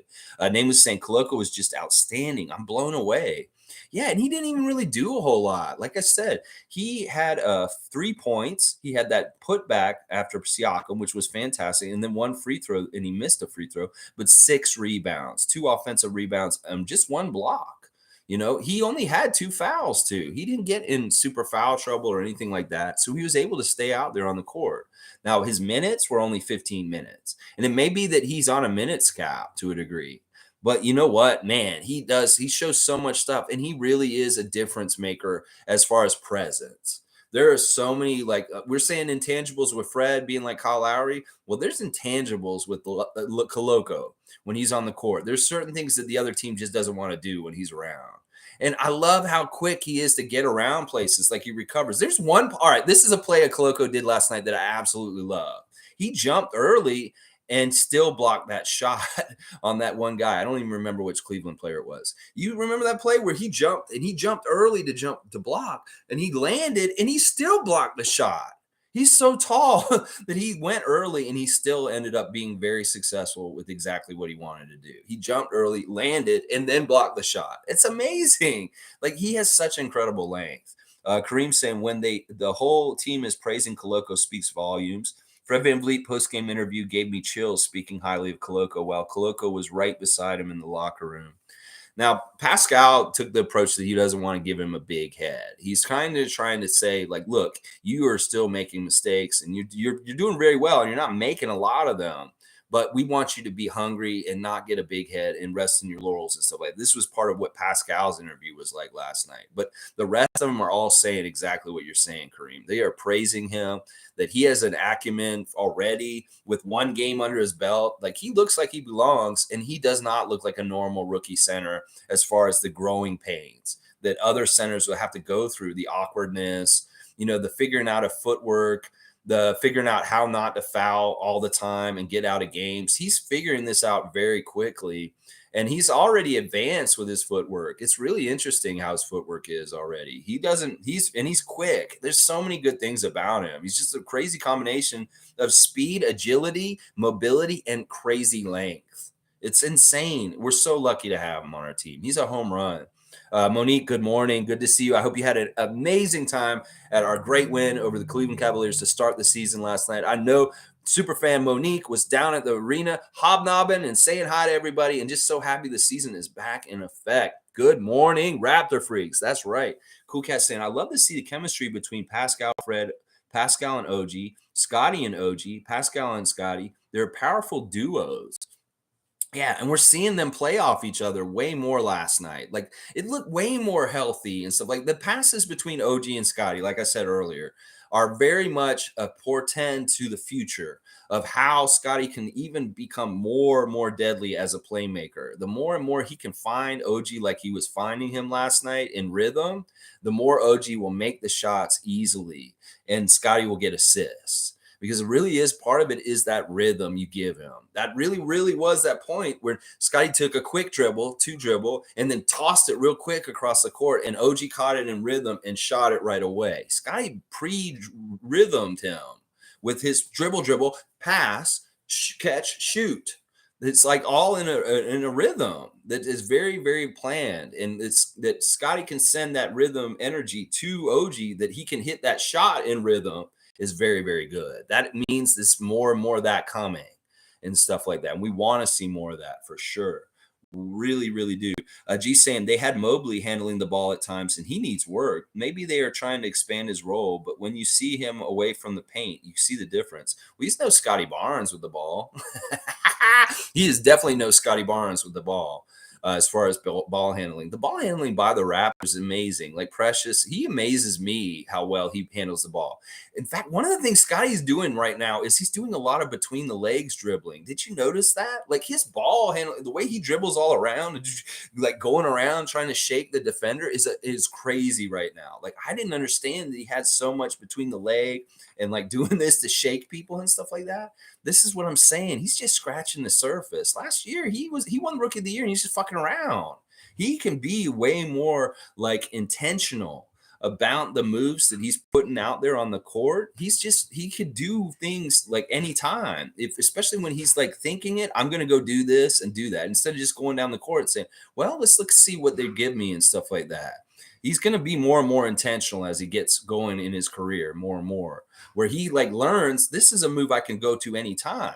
Because he doesn't even understand what his bread and butter moves are right now. He needs to develop bread and butter move, which means he has a move that he will always make more often than not and do it all the time. We haven't even seen that yet. He's just flashing different variety of different things, and we'll have to see what it is. I really think it's going to be like a little baby hook near the basket with him bullying. That's going to be his bread and butter. That if he can get really, really good with those low post moves, with keeping his shoulder square to the defender, and he's coming around like this with the shot over his shoulder like that, but like within like 5 feet of the basket, that could be his bread and butter, especially if he can be aggressive and get to that spot on the regular. And he was showing that last night. Look how quickly he can get down into the low post just by a fast dribble, and then he has the guy on his back, and he's already right there. He's already got them beat. They can't stop him once he gets that close to the basket. He's just got to take his time and work on his bread and butter moves. And that's the thing. He has no regular bread and butter moves yet. He has to figure out what they're going to be. And this is going to be so fun because they're going to be dominant. They're going to be dominant. They're going to be bread and butter moves just like Kawhi has bread and butter moves. Very similar kind of stuff where they can't even stop him. Once he figures out how he can do it on the regular, and how he can go and look and take and get his shot, he will go do it on his own, and they won't be able to stop him. So he's just figuring it out. It's going to be so fun to see it develop over time. Now, Mobley, yeah, he's a great player, but he didn't look as good as Scottie last night. I'll tell you that. We got the right pick for Rookie of the Year. Nameless is saying, we missed Kem Birch so much last night. I think so. I think at times we did. I mean, we really did have to lean on OG and Scottie being the physical guys last night. Like Precious didn't play as much, but he did do a lot of physical stuff when he was out there and stuff like that. And I got to give some credit to Thad and Koloko also and stuff like that. But really, the big brunt of the physicality last night was taken by Scottie and OG and Pascal to a degree also. So yeah, the other thing I want to say about Mobley and Scottie is like they put that graphic up at the beginning of the game on TSN of the records of the stats from them last year, and it really shows that like because we had more wins than Cleveland really was a huge edge for why Scottie won Rookie of the Year over him was the team stuff. And this is what we've been hearing in the interviews all week that, Fred, he's not worried about his contract. He doesn't worry about this contract extension stuff that we were talking about this week. He doesn't worry about the accolades like getting All-Star or, Pascal winning All NBA or Scottie winning awards or anything like that. They realize that if they do the right things together and they win and the team is winning as a whole, all that stuff will come on the edges. Like Fred will get a good contract. Scottie will get an All-Star. That kind of stuff, that they realize that. And it's very true, as evidenced with why Scottie won Rookie of the Year last year, that he really looked at it from a team aspect and rose it up and became the Rookie of the Year as an individual because of what he added to the team concept and how much we won and our late surge in the season last year. So that was very, very important, stuff like that. Let's see. Cool Cat saying, proud to see Delano Banton defensive edge in the game. Nothing forced. Yeah. Delano didn't play a super amount in the game. 9 minutes, 0 for 1, 2 points, two at the free throw line. He had a rebound, an assist, and a block and stuff like that, but nothing too fancy or anything. He was capable and filled in adequately and looked like he belonged and did great stuff, like intangible stuff, but not really showing it up on this stat line. G saying, no one is used to Raptors actually getting calls. That is throwing people off. Laugh out loud. Yeah, I think that is a little strange. I love it. I love it that we are getting some calls. Like as far as getting to the free throw line, that's a huge development. Like if we end up having more free throw attempts than other teams this year, that's another reason why we should be better than last year. We weren't getting to the line way less than the other teams last year. Well, it's changed this year. Like that's what Nick is trying to focus on with them. He said he wants them to get the line more. Well, that just means we're going to be better and better because that's easier shots and us being more aggressive. So I really like the prospects of us being an improved team from last year. And then anybody who thinks that we won't improve a lot from last year, you may be shocked just how many wins we get this year. That you're saying 48 to 50. I don't think we're going to get from 50 to 55, maybe even get close to 60 by the end of this year. Because the way we win and the way we overpower teams is very fundamentally sound, and it doesn't depend on shooting. That's the crazy thing. We can have a bad shooting night and win with the style of play that we play and stuff like that. We had a bad shooting night in some ways last night, and we still won. Stuff like that. Joseph Stark saying, I just woke up, haven't brushed my teeth yet, came straight here for the spoils. Why? Because to this Victor, go to the spoils. That's right. Raptor freak Joseph Starks. He's ignoring his dental hygiene just to get out here and be a winner. That's right. This is such a winning thing. He's like, I don't give a shit about brushing my teeth. I'm just ready to be a winner today. I'm running out the door and yelling it. We won. I love it so much, Joseph Starks. You go, Raptor freak Joseph Starks. Logical saying salute. Yes, that's awesome. Cool Cat saying rookie Koloko debut was a beauty. The kid has a bright future in his career too. Yeah, that was fantastic. It was a great start. And like I said, the first basket by him, how poetic. Him following a mentor, a hero of his country in his footsteps, literally, and putting his first basket in after him. That is so poetic, and like it just symbolizes the journey of Siakam ahead of Koloko and how special this is to have these two young men from the same city in Cameroon playing together in the NBA now. It's so badass, and I know that country is just celebrating the new Koloko being on the team with Pascal, already a national hero. Now they have two. It's so amazing, so awesome. Logical saying, N.B.A played volleyball. I've been tracking this trend hard and have it in many of my videos. Okay, so you tracking the trend of players that play soccer before and played volleyball and stuff like that. Vince Carter's another volleyball player. Did you know that?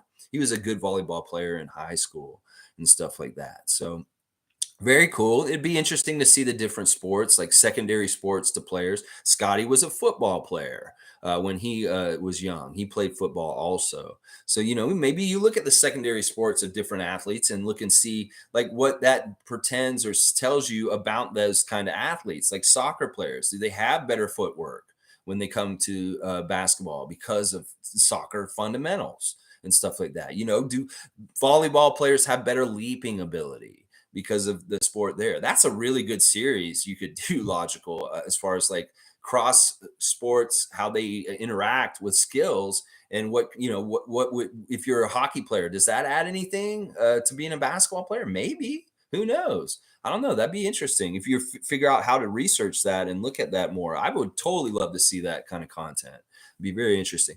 Cool Cat saying, when you play football first, your footwork and your fast twitch bursts give you a great advantage. I like how Big Brother Pascal is mentoring him. Yeah. Yeah. So football's another one. If you play football before you play basketball, you get really good with your quickness off the line and just being ready to go at the jump and stuff like that. Yeah. Yeah. And I really do love that Koloko Siakam synergy, the OG Scottie synergy. There's so many different synergies on this team that is really, really good. Really, really good. Let's see. Logical or Monique saying, very, very good coaching by Nurse when it mattered down the stretch. I was impressed. Yeah, I was saying the veteran experience of Nick Nurse and Fred VanVleet really helped guide us to make sure we won last night. That those two guys in particular, the leadership of the coach and the captain, really, really helped us. That's a difference. And that's a difference between us and Cleveland that made us win that game last night. Is that exactly right there, Monique? Logical saying Boucher played soccer and street hockey, so he's a sprinter battler. Yeah, I don't know street hockey. That's would be interesting.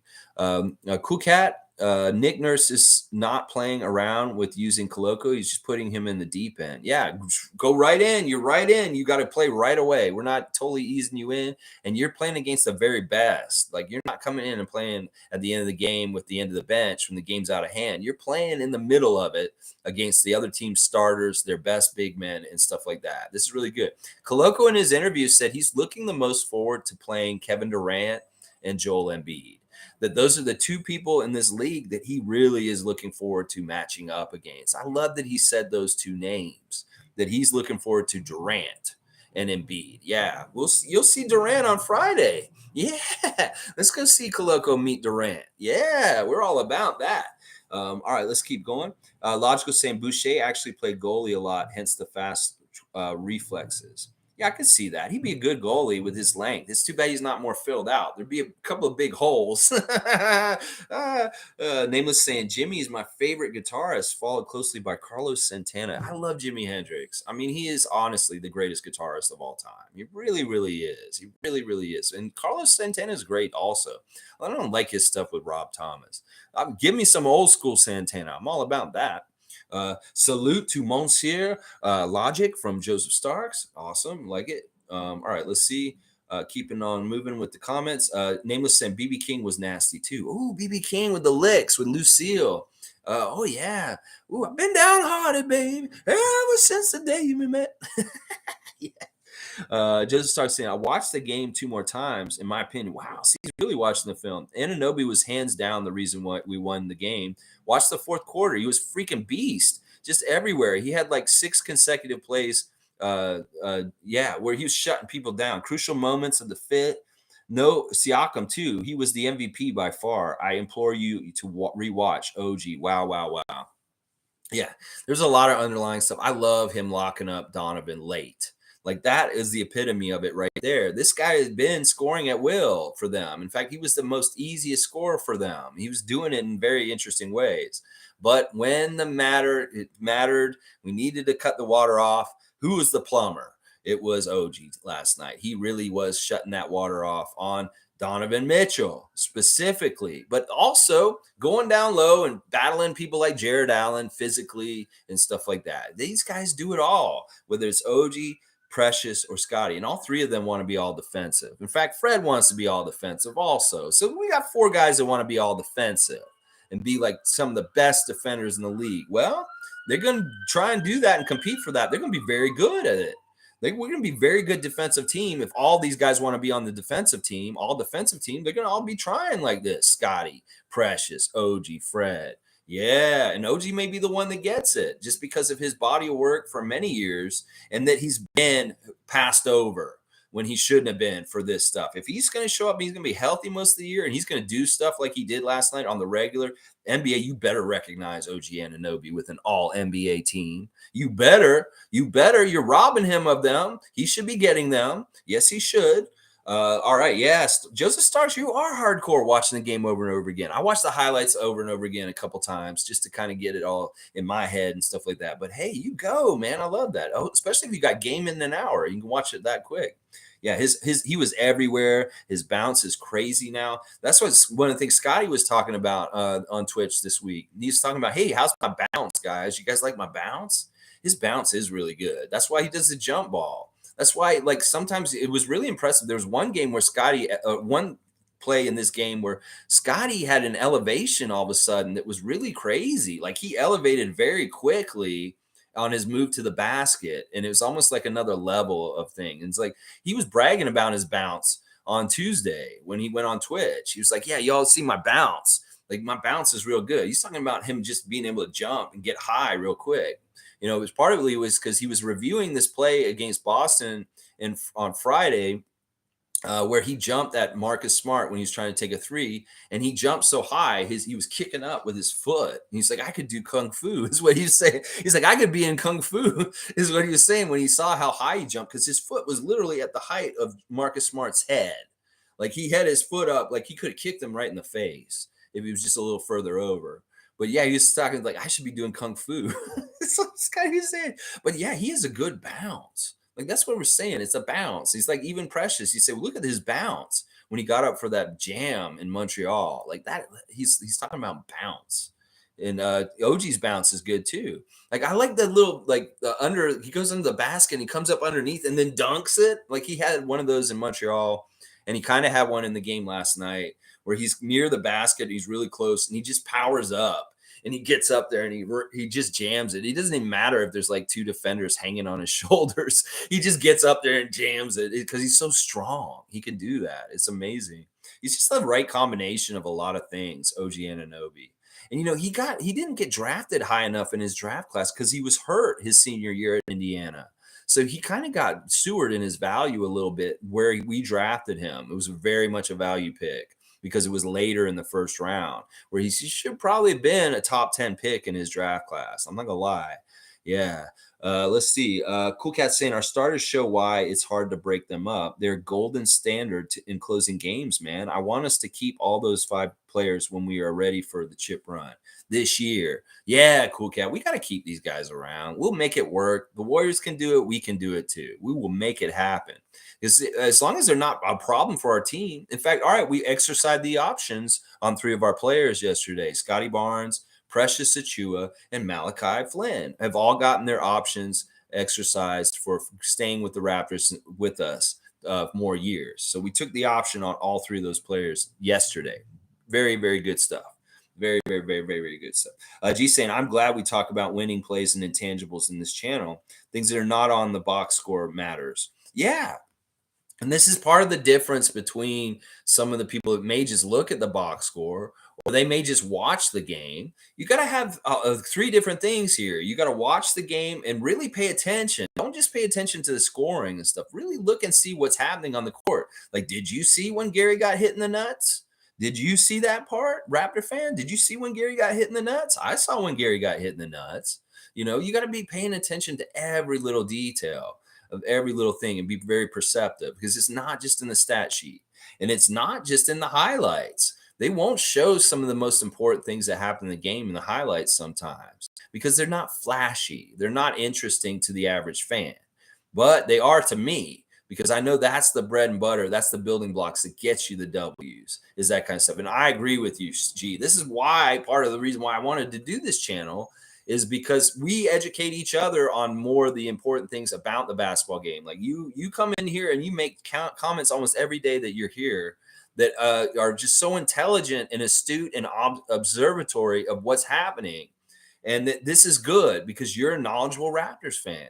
So we need you to help educate some of the Raptor fans that may not understand why Kem Birch is an important player to our team or why intangibles matter and stuff like that. And I really appreciate you, G, in a lot of ways as being one of the regulars on this channel. Logical saying OG didn't convert a bunch of his mismatches, though. That one on Mike Mitchell in the post, he needs to go for those for the playoffs. I think that will be one of the things that our guys are going to have to work on this year is aggressiveness. And they all have different levels of how aggressive they are. We can see Precious and Delano push the ball very hard and go right to the basket. That is the optimum level of aggressiveness. And we're seeing more Scottie get to that optimal level of him throwing his weight around and getting as close to the basket as possible. Well, we see Pascal maybe doing a little bit of spins, being aggressive that way.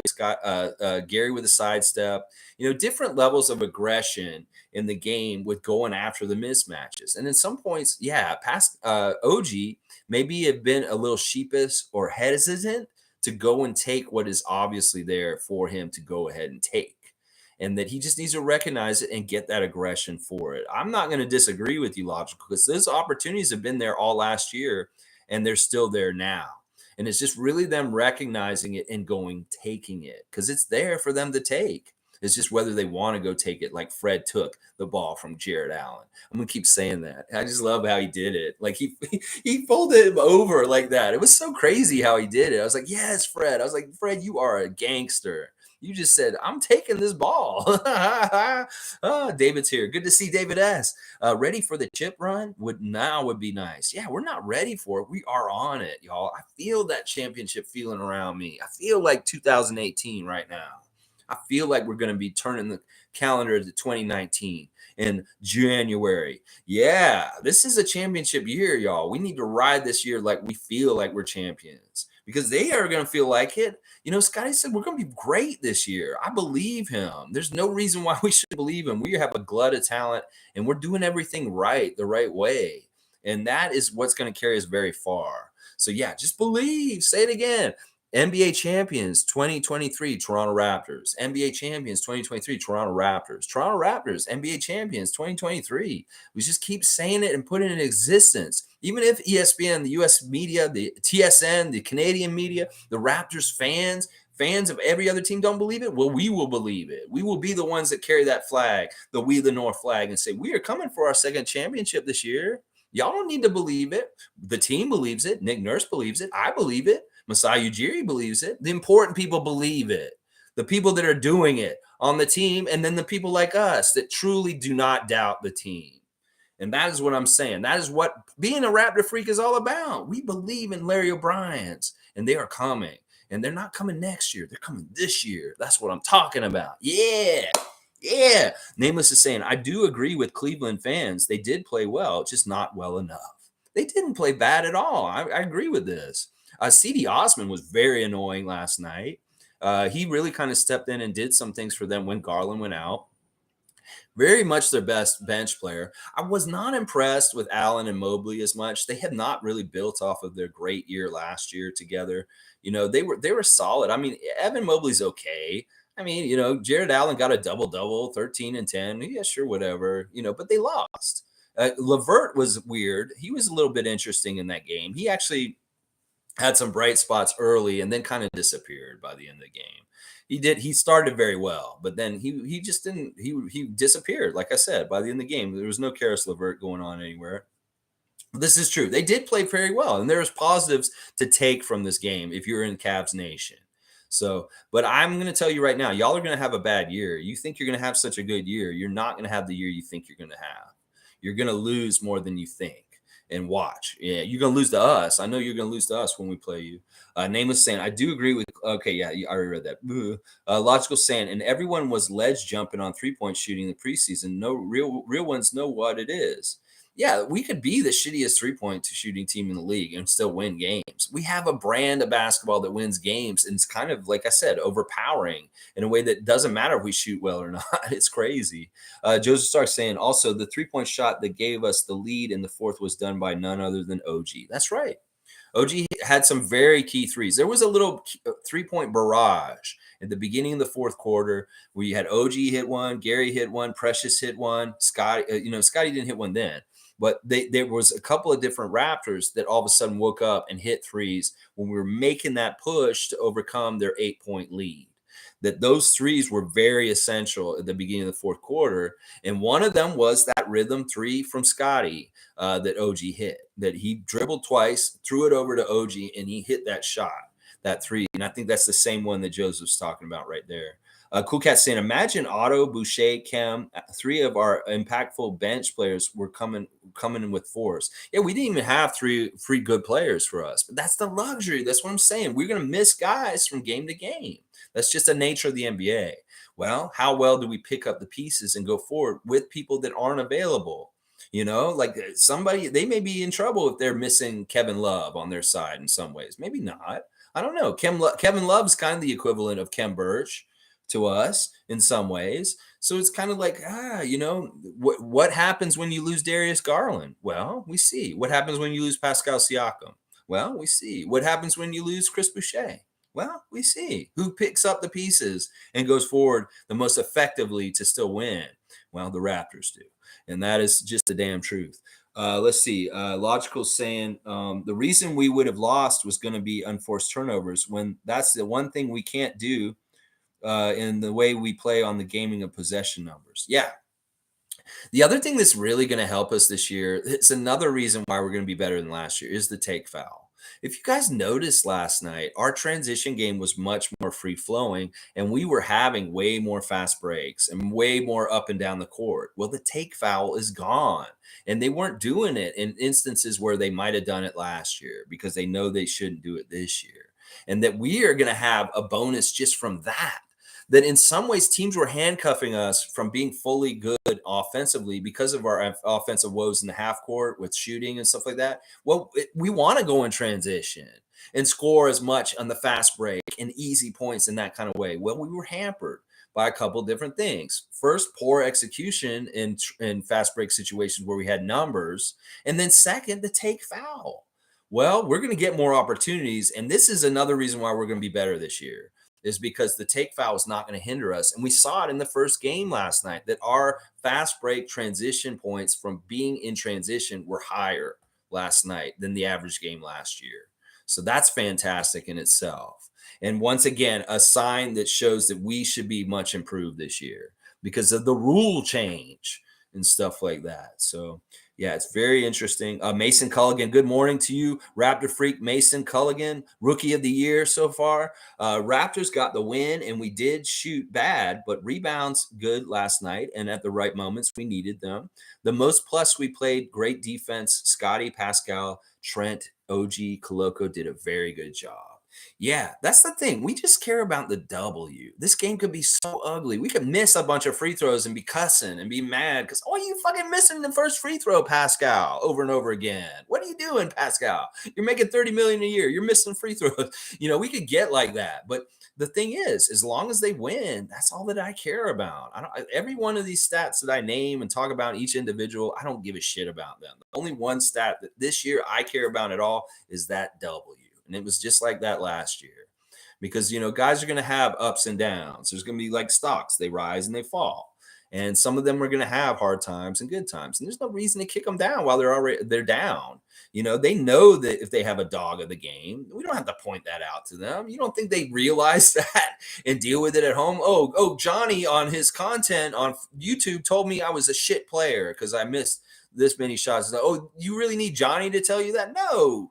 Thad Young doesn't need anybody telling him he didn't play well or something like that. He understands the reality of things like that. So I'm so sick of Raptor fans who think they're fans being so armchair quarterbacks afterwards and trying to be critical of the team and pointing out every little flaw. Oh, they weren't efficient on this or that. Did they fucking win? Did they get the W, which is behind me on the We the North?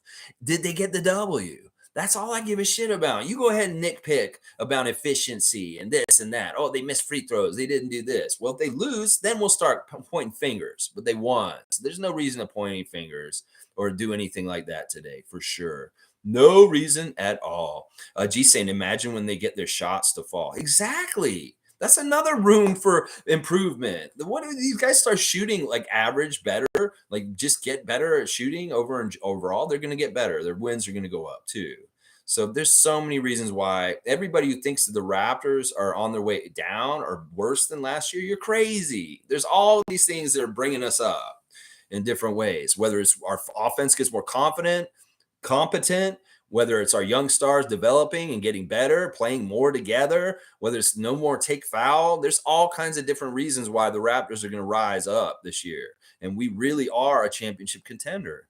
Mason's saying, only thing I have to say is that we just need to make the open shots and we get back on defense no matter the calls we get. Yeah, that's a good point, Mason. And we did see a little bit of lingering by certain Raptor players arguing calls that may have hurt our transition defense getting back and stuff like that. That is something that we've talked about recently, that certain players don't need to be doing that. That there's no point in doing it that way, that you may hurt us because they're getting an easy score because you're too busy talking to the ref.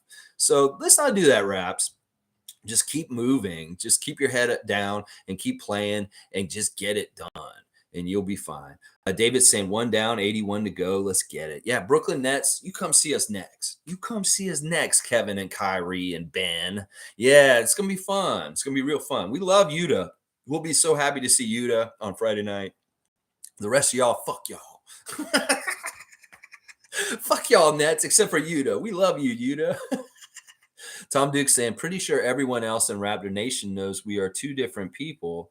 I'm clearly only the Raptor super fan. There's only one Raptor. Yeah, I don't know, Tom. This confusion will get cleared up. Scottie will figure it out. He'll figure it out. I think it's just because you said Raptor Freak to him in person when you met him. So he thought, oh, you're the Raptor Freak and stuff like that. I don't know. If he came to the channel and he saw me, he's like, no, that's not the same dude he saw in Victoria. I don't know. Either way, we'll get it figured out with him. The next chance we get to be on there with him, you and I both, and we'll make the distinction and stuff. Yeah. Yeah. Morning, Mason. Yeah. Cool Cat saying, good to see the young vets. Fred VanVleet with 5 steals, Pascal with 4 steals. Yeah, lots of steals. We were getting them to cough it up. We were playing really good defense last night. In fact, that physical defense is something people are going to complain about, say that we're goons all year. They're going to say we're goons. It's just going to be what it is. We need to carry. Like, we don't need to be like Canadians in the fact we're like sensitive to being negatively critiqued.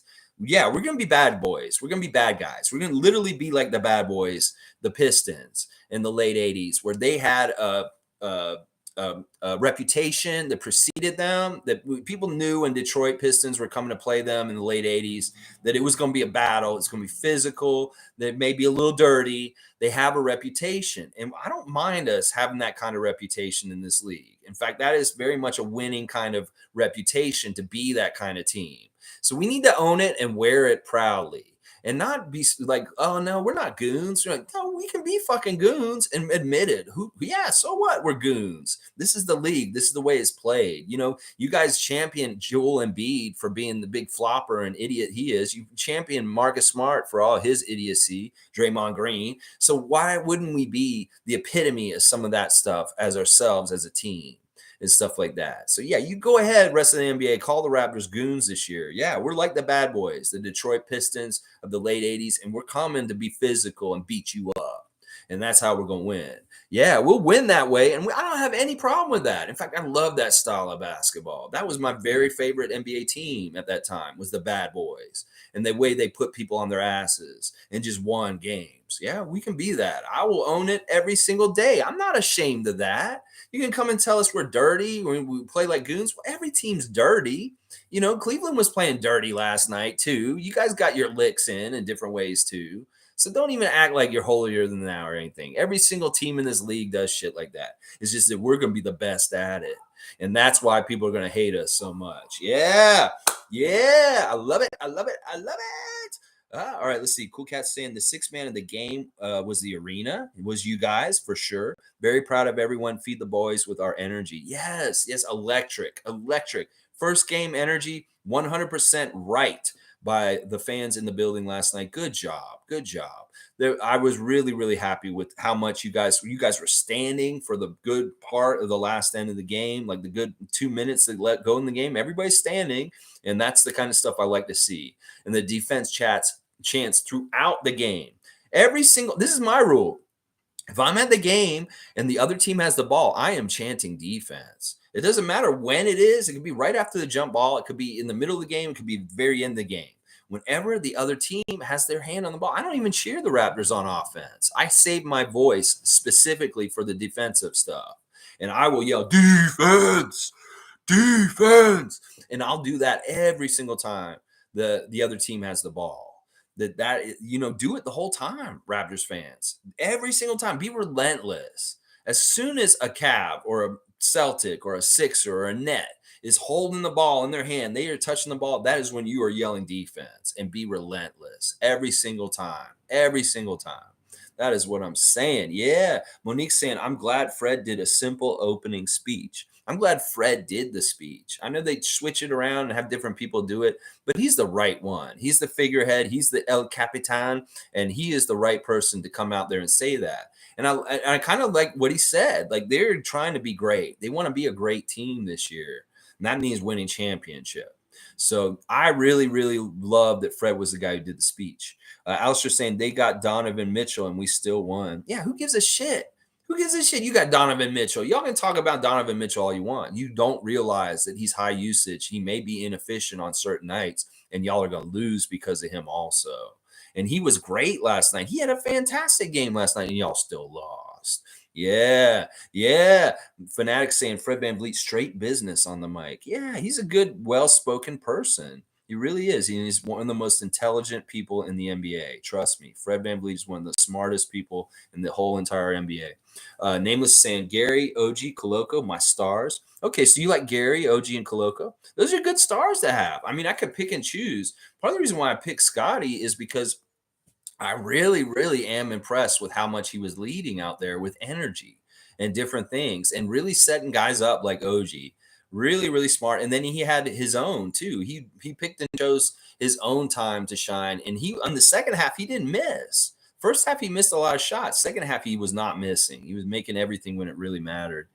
Joseph Stark saying, let me get this straight. We just beat a 2-center team with our backup center, no chem, and shooting poorly. Woohoo! Yeah, we didn't shoot well. We did all kinds of different things, and we still got the W. That's what I'm saying. This is dirty. This is dirty business. It's going to be ugly. It's not going to be pretty, but it's all that matters is the win. Nameless saying, Gary made some big buckets, big time buckets when our back was against the wall. He really did. Yeah, he bailed us out. He's that kind of guy that carries water when we need carried water throughout the whole game. He will show up and carry a little bit of water here and there throughout the game with just a little bit, like a three here or anything like that. Some of his threes were money. Like, I was so happy. Like, he had a wide open one and it was like, oh, he's going to make that. He's got way too much room. And like, yeah, he's fantastic. I love Gary Trent Jr. so much. I have so much respect for him as a child prodigy, an NBA child prodigy. And that, look, he is playing this his whole life. This is not an accident that he is who he is and the way he makes shots. He's been doing this shit since he was 6 years old. And that it really is ingrained in him. It is just who he is. He's like a 20-year vet, honestly, even though he's like, how many years in the league? 4 or 5 years in the league. He's only like 25. Well, he's really like a 20-year basketball vet just because of the grueling training Gary Trent Sr. put him through as a kid and through his life. He has been hitting the ground running since he was 6. And his work shows and pays off in the game now. You see it in the real life, in the game. This is what he's worked for since he was a child. And it's in his muscle memory. It's in all of the reps. It's in all of the time he spent in the last 20 years working and working and working as a kid. You know, Michael Jackson didn't get a childhood because he worked. Well, Gary may be very similar to that. That in some ways his childhood was very much work, you know, and not totally fun. And being a kid, he was a working person as a kid already and stuff like that. So yeah, a logical saying Gubbs has a good grasp and way of communicating the possession stats. I know. I love the way he laid it all out there, that it isn't really even about us making the shots. It's just making sure we get a score somehow, some way on each time down the court. And that's really why we get so many shot attempts. and things like that and stuff like that. Yeah, he had a really good piece by Greg this week. I really enjoyed it, and I liked seeing him having a co-host on the show. That was a good dynamic with the two of them. But Greg, listen, I want to say one thing. This is one critique I want to give you about your channel, and I hope you do watch and see me say this. Dude, don't do the F-bombs like I do. Part of the reason why I do F-bombs is because I'm live, and this is already geared towards an adult audience. I market so this is not for kids. Now, they can find it and watch it. Like if Jake's Take finds me today and he starts watching me, he may not be able to watch me partly because of the way I cuss and the way I talk, but maybe he'll be like, yeah, this guy's cool. And I'm like, I want to know more about the Raptors from this old guy who's cussing. It may be that Jake's like that. But your content's different because you're not live. You can put that up and your stuff can stay on for a long time and have like it doesn't have an expiration date, much like Logical's content. That I understand you guys have a way with what you guys produce that it can be watched like months from now and people watch it. That's not with me. My stuff's very disposable. It's daily disposable and stuff like that. So what I'm going to say, Greg, don't cuss on your stuff because it doesn't look right. And you may lose some of your audience that I don't care about having a young audience like that. In some ways, I'm like, maybe they watch me because, ooh, this old guy cusses and like, I love the Raptors or something like that. I don't know. But with you, I wouldn't do that because it seems out of place with you editing it and you could cut that stuff out. See, I'm on the fly. I'm going to cuss. I can't help it. That's just who I am. But when you're doing your content, you can actually cut those cuss words out. So I don't understand why you would put them in there because you're gonna lose an audience that you can actually just have, and that you don't need them. You don't need to do those F-bombs like I do on here. Partly, I don't necessarily want to do them. It's just that I do them by accident. In fact, sometimes I get on here and I say I got to do a family-friendly one so my nephew can watch it because he's young. My brother doesn't want him watching me because I cuss so much. I was like, well, maybe I'll try and not cuss just so he can watch. But I found I couldn't do it. So it's like he can't totally. My brother will let him watch me up to a certain point, and then as soon as I start cussing, he's kind of like, yeah, we got to turn your uncle off. So just a friendly tip to you because you're producing your content and editing it together. There's no reason for you to have F-bombs in there, is what I'm saying. Anyway. It's not that I want proprietary over the F-bombs. I mean, I don't think Logical's dropping F-bombs on his content, and he really shouldn't because it takes away from the professionalism. I'm rough around the edges. I'm going to be like who I am and stuff like that. You guys can be way more professional with your content and look better than me. Let's just put it that way. Anyway, I love you, Greg. And that was just a positive, like, criticism just to help you because I really do think that it's not a good idea for you to drop F-bombs all the time and stuff like that. Nameless saying we're just way bigger and stronger than teams. Roster full of 6'8 plus. What you think is going to happen? I know exactly like N.B.A. You're making fun of our roster. Well, you may have pissed us off. We're kind of like that kid in your high school class who's really big and nice, but some people like to irritate him because they think he's too nice and they think they can poke the bear. Well, you go ahead and talk about, oh, this is a big team. We don't understand them and stuff like that. We're nice guys. But yeah, you go ahead and poke the bear and you find out that this big, huge 6'9" machine, what we can do and stuff like that. You find out real quick and stuff like that. So respect the Raptors or we will make you respect us is what I'm saying. David's saying it was kind of silly. Precious dunked it with 0.7 seconds left up by 1. It was because they did get another shot attempt. And I understand why you're saying this, that like it's not fundamentally right. But you know what? It did. It covered the spread. So, David, at least that it covered the spread. The spread was 2.5 and we won by 3. So if he hadn't hit that, we wouldn't have covered the spread. So there's at least that. But I totally get what you're saying. You're right. They shouldn't have gotten another attempt. He should have dribbled it around and just ate the clock up because they did get a heave after that play. And you're exactly right, David. Fundamentally, that was not the right decision, but it did cover the spread.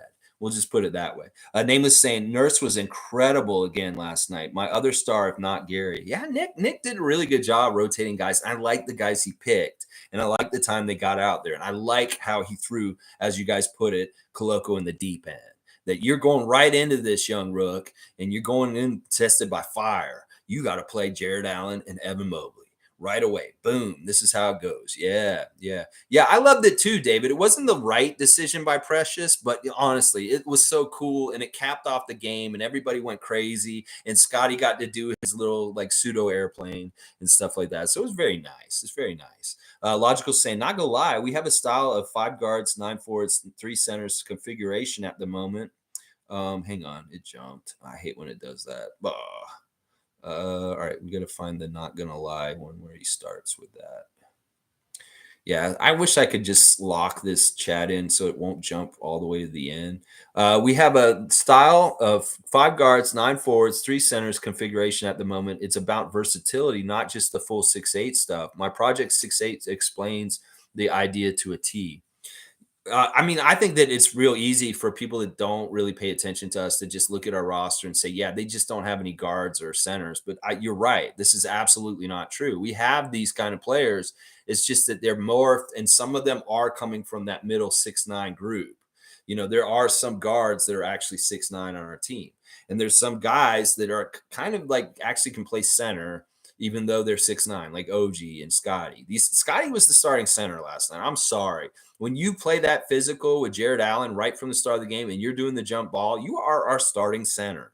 So people, please give Scottie all the credit that he deserves. He's a backup point guard, a starting center, and he can do every single position. I'm sorry. He can play shooting guard. He can play power forward. He can play small forward, and he can guard all 5 positions. He's like an ultimate, like a Morpheus blob as an NBA player that can do everything on the court. He can play point guard, play shooting guard, play center. He can guard center. He can guard point guard. He can guard. You know, that's what I'm saying. It's crazy. We can't really confine him to something. He is truly the epitome of positionless because he can do it all. He really can guard the centers. And we saw it last night and stuff like that. So it's deceiving. We have players that kind of do everything because they're everything kind of players. Also, it's the one where I plant the flag on Champagny like a month and a half ago. All right, well, go check out Logical Raptors Fanatic, give him a sub, and check out his content. Guardian saying, breaking news, Raptors in the first place. Boys played a good, tough game. Technically, in the NBA standings, we're not in first place because they take it by how many points you scored. So we're actually kind of in 7th place, but we all are 1-0 teams and stuff like that. Well, you can say we're technically in first place, whatever. It doesn't matter. I mean, they're going to put us at the bottom anyway, alphabetically. They'll do that just because we're T. Seymour saying Donovan Mitchell doesn't want to be in Cleveland. Laugh out loud. Big win, Raptors. That wasn't his plan. That wasn't where he wanted to be. And, you know, people need to realize that. Cleveland fans are so excited and overjoyed about this. But in some ways, like, this isn't even his second choice. I'll bet you his second choice was another team, even like maybe Miami. You know, first choice, New York, probably Miami was second, and then maybe some other team was third. I don't even know what choice Cleveland would have been for him. So you guys go ahead and be excited about having him. He wasn't totally wanting to come there and stuff like that. He's embracing it and stuff like that. Once again, I think he's too casual about winning. He's not really eye of the tiger kind of guy. He's a very talented scorer. He's very good. But is he the kind of guy that drives it home and wins the game at the end? He wasn't last night. So there you go. All right. Yeah, I love it. Patrick Douglas is saying our success is due to hard work and tenacious defense matched with champion work ethic. That's exactly right. And that's why we're going to win a lot because it's not predicated on whether we're making our shots. In fact, when we make our shots, we'll be even that more harder to beat and stuff like that. So they may be hoping we're going to miss our shots. And then they got to worry that hopefully we're having an off day where we don't have the right energy. Because if we have the right energy and right get up and go, they're done. They're not going to be able to beat us. That's all that matters is if we have the hard work, tenacious defense matched with the champion work ethic and knowledge. That's the other part, the work ethic with the knowledge of knowing how to win. Alistair saying, will be harder for Mitchell to win in the East. Yeah, I think that in the West, it's a little easier for certain offensive players over there for certain reasons. The East is a very different place to play. Mitchell, welcome. You got your first test and you failed. And that's what's going to happen a lot when you play the Raptors. Oh, yeah. Logical saying, Alistair, I said that to a Hawks fan. He ended up trying to debate me hard on it. Yeah, I'm not even sure why you're bringing up the Hawks fan. Alistair saying, Pascal should have had 25. Let me see. He could have made one more shot. Yeah, he had 23. Say, oh, so they robbed him of a point or something? Maybe, I don't know. Logic is saying a short, non-defensive guard in the East, laughing my ass off. A.K. Flynn, A.K. Goran, Mr. Higher Expectation, Ambitions. You know, yeah, the non-defensive guard stuff is the thing that's really going to hurt them. That like he's a hole in their defense that they have to cover up, and we showed it. Showed it. We showed it.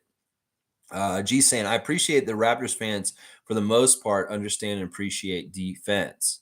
Yeah, I think it kind of goes along with a lot of Canadians are hockey fans and they love that blue collar work ethic, that toughness and stuff. Like you could hear the fans in Edmonton and Montreal and even here in Toronto cheer the blue collar kind of stuff on the court. Like when somebody does something really impressive on defense, they may get a cheer. Like I cheered when Scottie got those double offensive rebounds. It's like, yes, Scottie, you can rebound like this when you really want it. You can go get it and take it because it's there for you to take and stuff like that. It's not just about dunks. It's not just about the offense. The Canadian fans are blue collar fans and they love hard workers. This is why we love certain Leafs and stuff like that. And the Raptors have a lot of those kind of heroes, working class hero kind of guys on their team, lunch pail kind of players and stuff like that. Goonie saying, can you imagine when Otto's back too? I know the rich get richer. It just gets scarier. Scary times indeed. Scary times. Logical saying, gee, hockey culture, put your body on the line, take a puck to the face. Yeah, exactly what I was kind of saying just now. Skater Dylan's here. Good to see a Celtic fan. Let's go Celtics.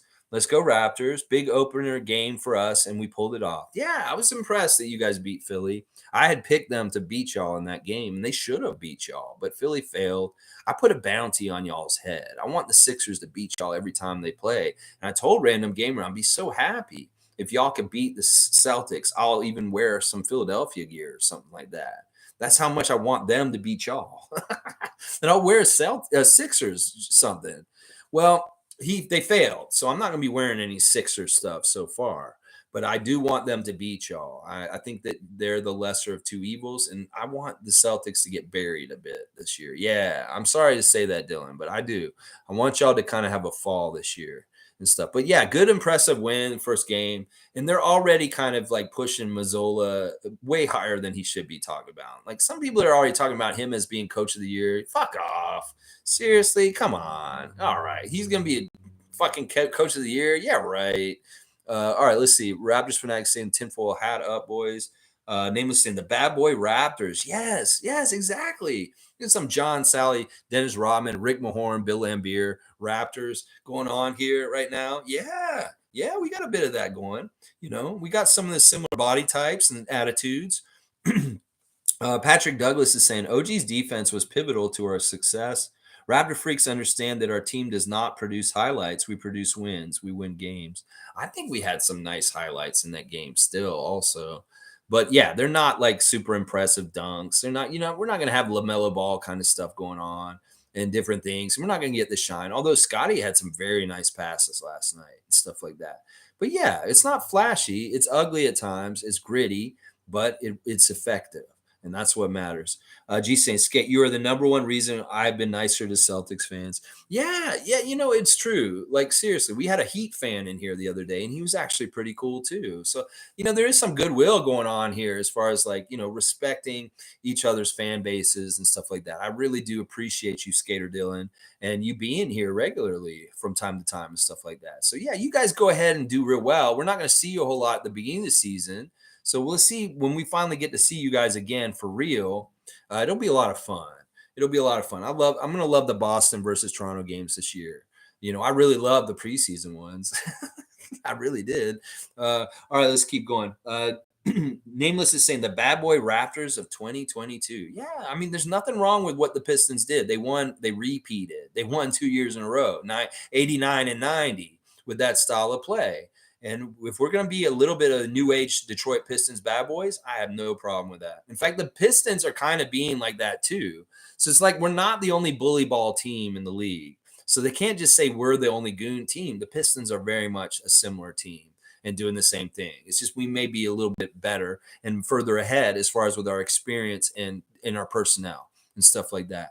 Logical saying the gold and black hats. I'm fine with the chip colors. Yeah, I love the gold and black for the Raptors colors because it is very much Drake, it's OVO, and it is championship kind of feel.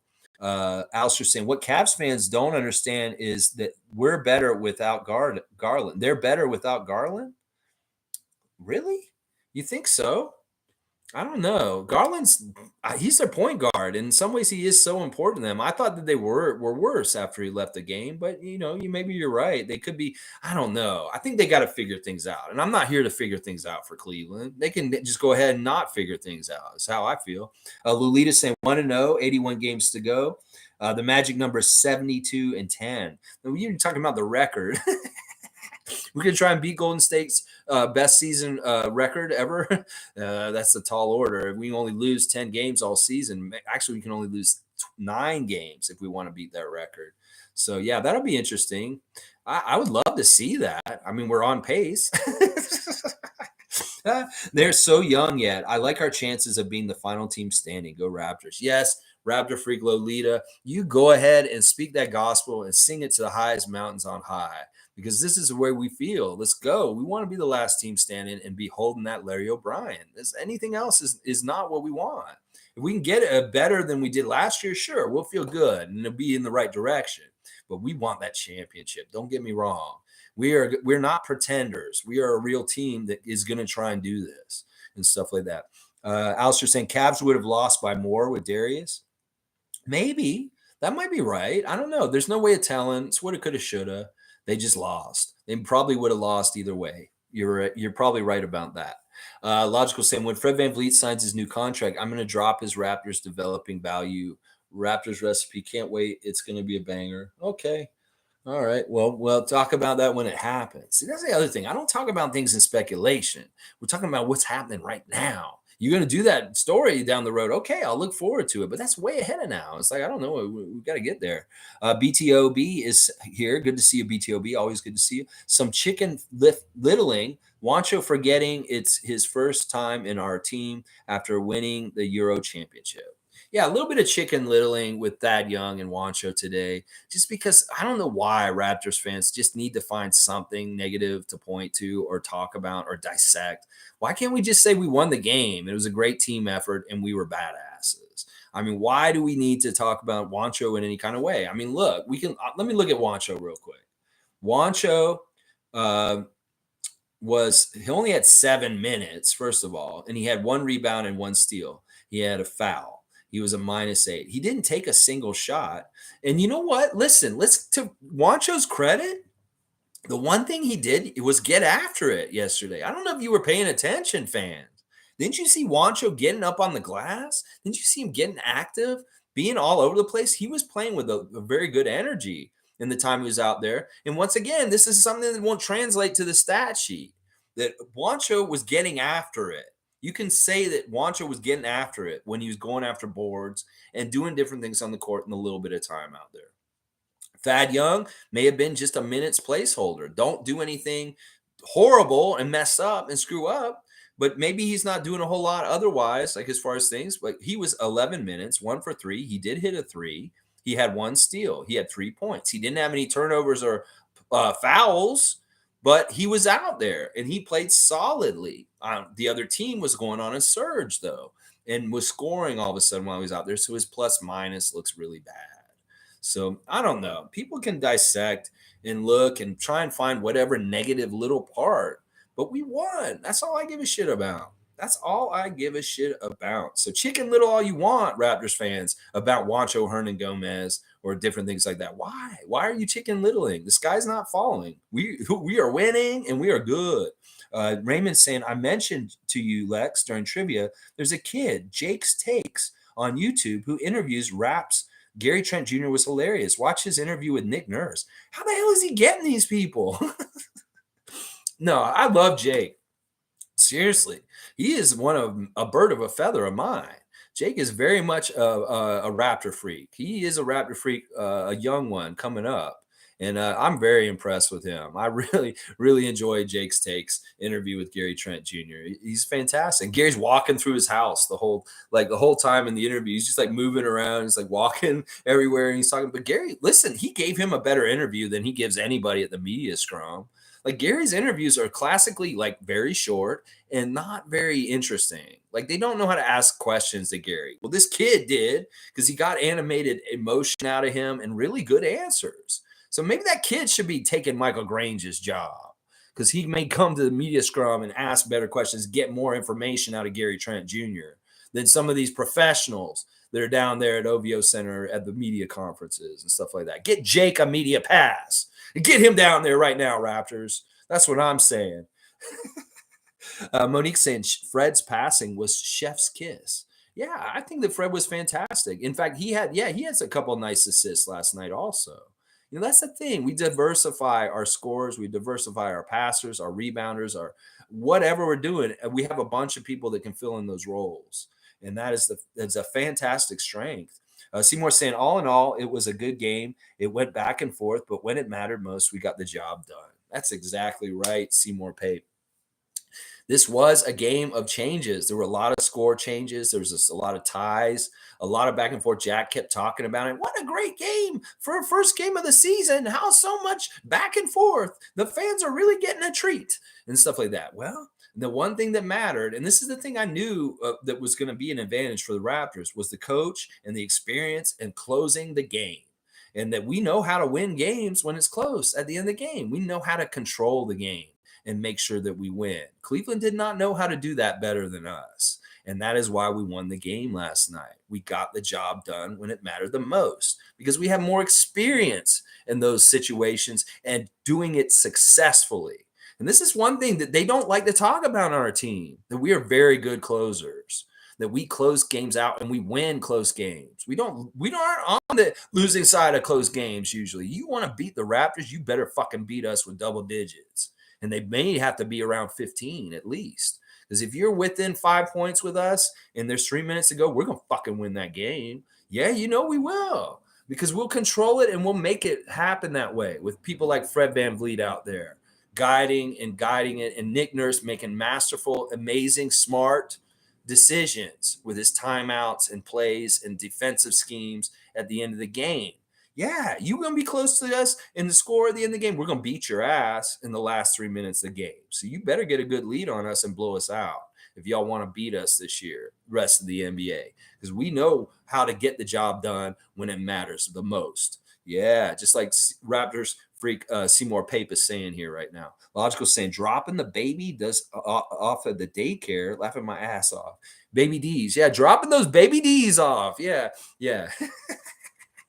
I don't know if I should use that all year. I was going to use the baby D's, but I maybe shouldn't.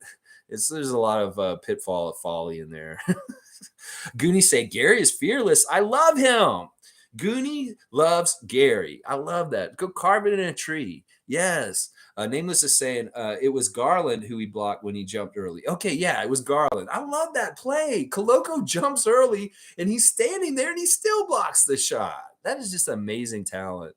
Yeah, watch out, Brooklyn. We're in town. We're going to be there today. We're flying there today. We're not there yet. We'll be there soon. They'll probably do a morning practice and fly there tonight and then just be ready for tomorrow. But yeah, we're coming, Brooklyn. We're coming, Jay-Z. Get ready. Get ready for us. Seymour saying Scottie and OG combo is unstoppable. I do think that. I think that they're really good and they're interchangeable on what they can do within that role of either being the passer or the finisher. Cowboys saying, I like seeing Precious and Koloko on the floor together. Weren't there some combinations at times in the game last night where you're like, man, this Raptors 5 is so cool. Like, this is so cool. It'd be like Delano, Scottie, Precious, Koloko, and like OG. And you're just like, holy crap. It's like Koloko and Delano off the bench, but with Scottie, Precious, and OG, that is a crazy lineup. Like, that's a crazy lineup. Just think about it. Delano, like, you can do that because, and you don't even have Pascal in that lineup.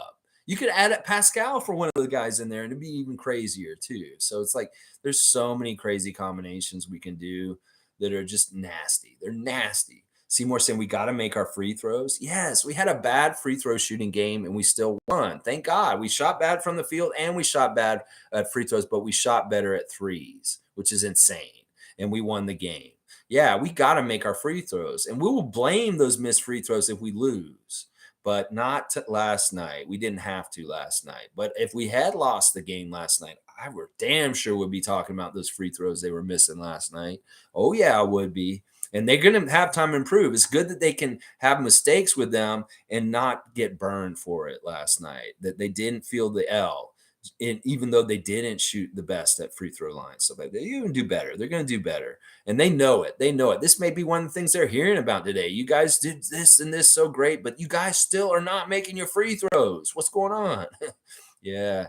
Yeah. All right. See, Scott B's here. Good to see Scott B. Northeastern Roofing. Go and get your roof fixed here in the 416. You have problems with your roof. You need some new shingles. You got to get a hold of Northeast Roofing and Renovation. That Scott B is his company. They'll help you out. Best team win I have seen in the NBA ever from the coach game. Winning plays, all starters scored 15 plus. Amazing crowd. Toronto is the class of the NBA. Yes, Scott B. Speak the gospel on high to the mountains. Well, once again, this is like we're in church, man. Y'all are just like testifying for me here. Scott B, testify what you're saying here. That Toronto is the class of the NBA. And yes, there's so many good things about last night. Logical saying cross sports deep dive would be a killer. Great suggestion. Yeah, do that, Logical. I'd love to see that content. That I would be looking forward to it in the future. Please, sir, Mike, do it. Gooney's saying, for the people who don't appreciate Fred VanVleet, he is the glue, the side coach. If you go back to our winning basket before, he contributes a lot to our young players. Like I was saying earlier, this comparison to Jeremy Lin just really hits really hard with me. Like, just imagine if Jeremy Lin had been able to keep Lin's sanity in a bottle and continue to have his career at that level. Well, that is Fred VanVleet. That is literally Fred VanVleet. That what he did is exactly what Jeremy Lin, if he couldn't be able to do that, turn it into his career, he couldn't do that. Well, Fred did. And that is so impressive. And once again, we cannot understate the intangibles of somebody who came from nowhere, undrafted, always counted out, always looked down upon, always said, you're not good enough. Well, he made himself good enough. And he really, really did. And in some ways, that is the best kind of captain to have on your team. The dude is in charge is not the fourth pick of the draft, but he is one of the leaders. Is not one of the big money man. It's the guy who worked the hardest, came from nowhere, was undrafted, and carved out being an all-star in this league. That is the best kind of leader you want that have in your team, because this is a dude that wasn't even supposed to be there. So in some ways, he appreciates it more. He takes it more seriously. And he is the guy who was able to do that. That is the kind of leadership you want. Somebody that goes way above and beyond anybody else's expectations for him. And that they haven't stopped. Pascal and him have not stopped. That's why they should be Raptors for life. Because you can give them as much money as you want to give them, and they won't stop working. That's the thing. Their edge has not been dulled by getting money. They are still just as competitive and hungry and driving themselves the way they work off the court and getting ready, and what they do is just the same. So please put respect on the name Fred VanVleet today. Every day, always stay with him, no doubt him, and don't turn your back on him or stab him in the back as Raptors fans. He is made man. He's a champion. He is Frederico. He is the twin. He is the dude who has done so much for our team. He is like the heart and soul of our team in some ways. And y'all stop slighting Fred and realize exactly what he's accomplished in his life. I know it's not y'all. It's other Raptor fans. All right. Yeah. Yeah. All right. Scott B saying incredible team win should be recognized. Yes. Logical saying 0.G. Plumbing stopping any leak 24/7. Yeah. OG.G. Okay. That's O.G. Plumbing stopping any leak 24/7. You guys have a plumbing problem at your house? Like, is the water running out of control and you just need to get a mop on the floor, but you can't stop that water? Call OG Anunoby. OG Anunoby is a lock plumber. He will lock up that water flow and he will not let it go anymore, yo. So just call OG. He'll come down, he'll wrench it up real quick, and he'll cut that water off real nice. OG Anunoby. He's not in the phone book, but he's at the Scotiabank Arena cutting water off. Yeah, there's your ad for OG's plumbing service. Yeah. All right. Logical saying facts, Lex. He had an ACL tear around the draft and fell a lot. And the front office drafting that year were locked in on OG for time before the draft pick and were amazed they got him as a top selection. Yes. Another one where we just get gold falls into our lap.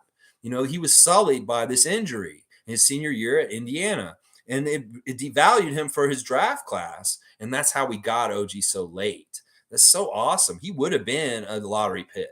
If he had come out healthy, he was supposed to be up top. That's right. Let's see. They're bored, and it was funny. The first call, OG really wanted to be a Raptor, and Masai tells him his attitude of not saying much was going to play great with the fans. Masai's knows all. Yeah, he knew already that OG's quirks were going to be endearing to the fans here. That's awesome. Yeah, I kind of remember that moment where OG first talked to Masai and stuff like that.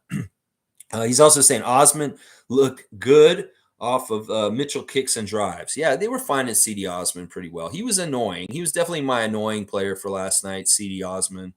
He was the one who was bugging me the most. Goonie's saying Cleveland looks disorganized. Not too bad, but there's some flaws. There's some real problems there in some ways, and they're not looking at them totally. Scott B saying we clearly had the better coach. That's for sure. I was agree with that. J.B.Bickerstaff is an up and coming rising star in the coaching ranks, but he has not been a coach for too long.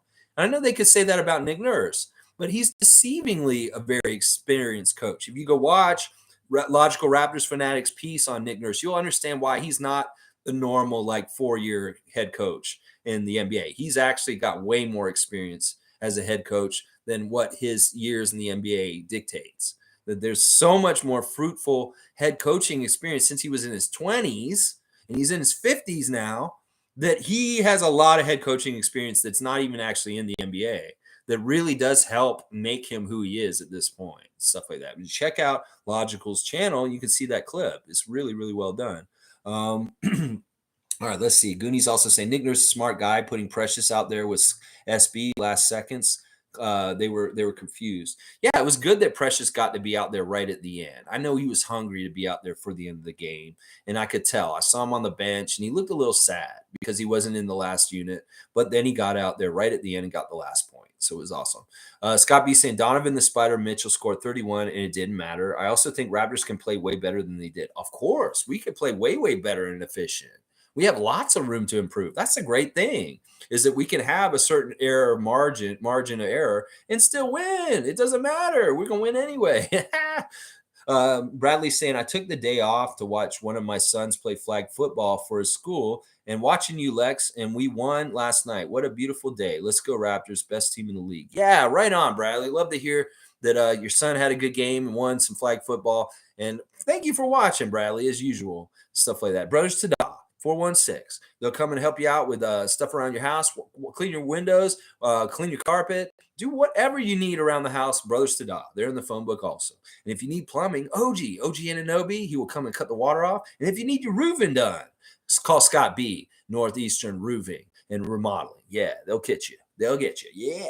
All right, Monique saying, bring on Brooklyn. Happy to see Yuta this early. Yes, bring on Brooklyn. Let's go, Kevin. Let's go, Kyrie. Let's test how committed y'all are to the Nets. Yeah, let's see how your heart is in that black and white with the Nets. How committed, how much of a team player are you guys?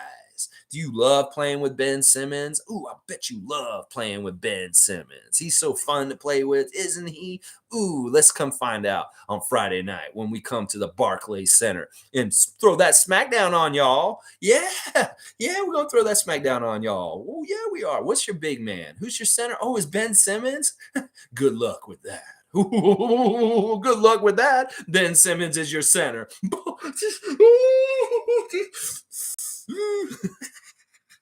Oh, it's going to be so fun previewing this game tomorrow. Oh, my gosh. I'm going to have so much fun tomorrow morning previewing this game for Brooklyn. Oh, yeah. Oh, yeah. Goonies laughing. I love it.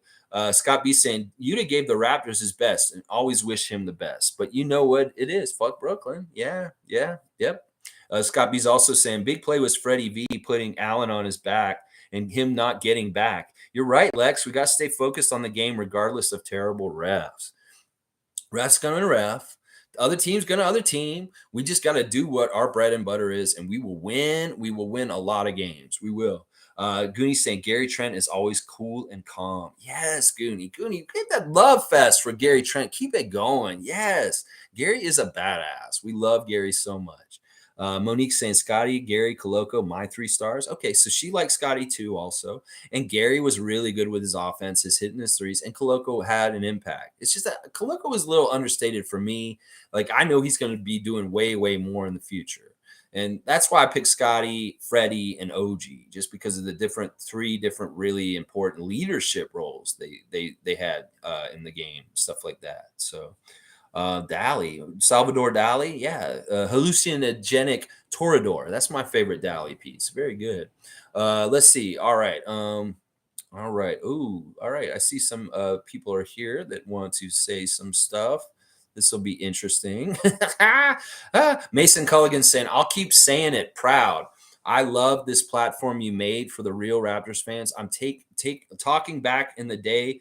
Fans love the way we can all have a voice that matters. Is the best content. Thank you, Mason. Seriously, that's what it is. I mean, listen, y'all share this passion and enthusiasm for the Raptors like I do. And I love that. I want to share this passion with other people. And you guys have things you want to say and have that outlet. And sometimes in our own everyday lives, some people just don't match up with the level of intensity of passion that we have for the Raptors. And you could go talk to your sports buddy, and he may be kind of more a Lakers fan. And you'd be like, yeah, but the Raptors did this and did this and this. And they were like, yeah, but they're not going to be that good. They're going to suck.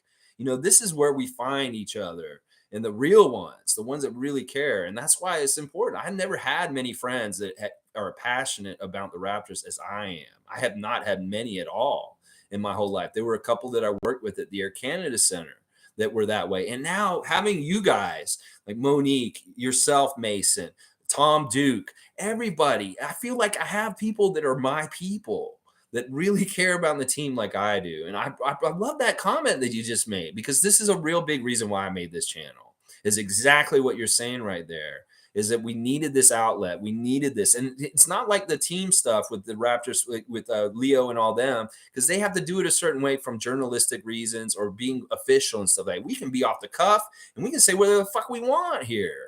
And in some ways, that's not as limited as what they're doing.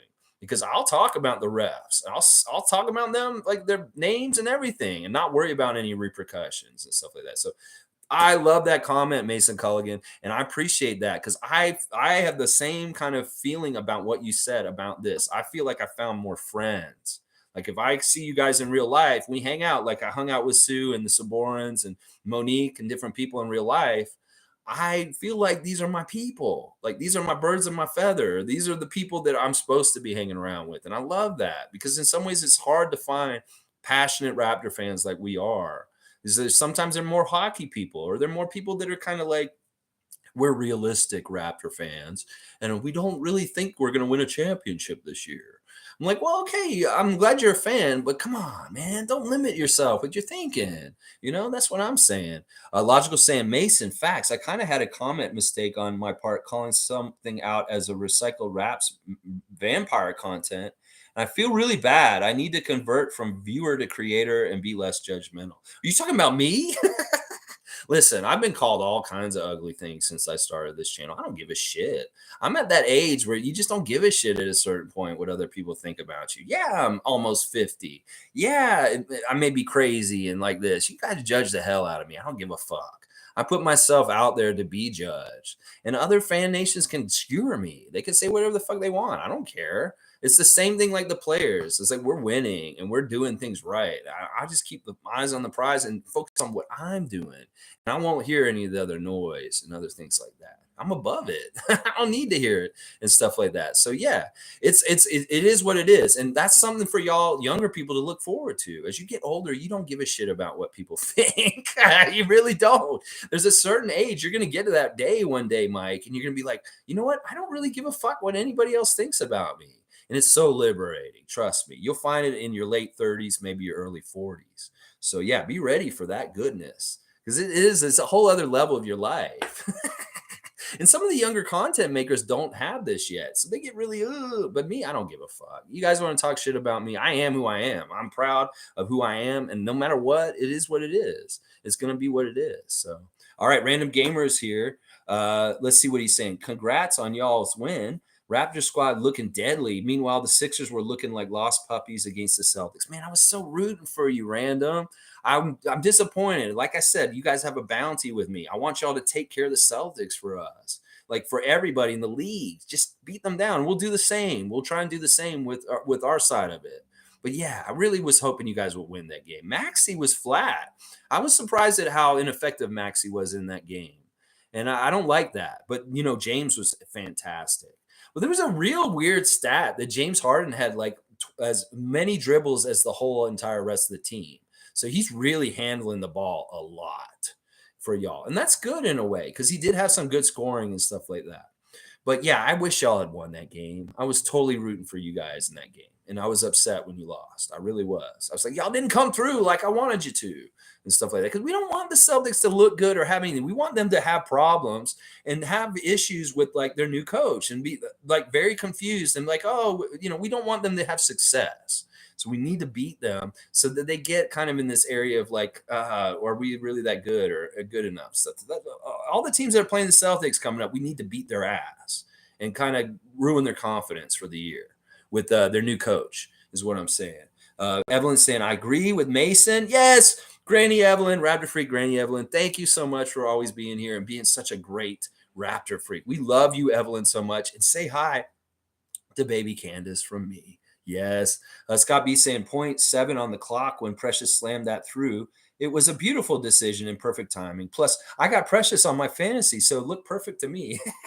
Scott B, actually, I think if I check the standings right now, you're right up there near the top. You're second after last night's action in our fantasy league for the Raptor Freak channel.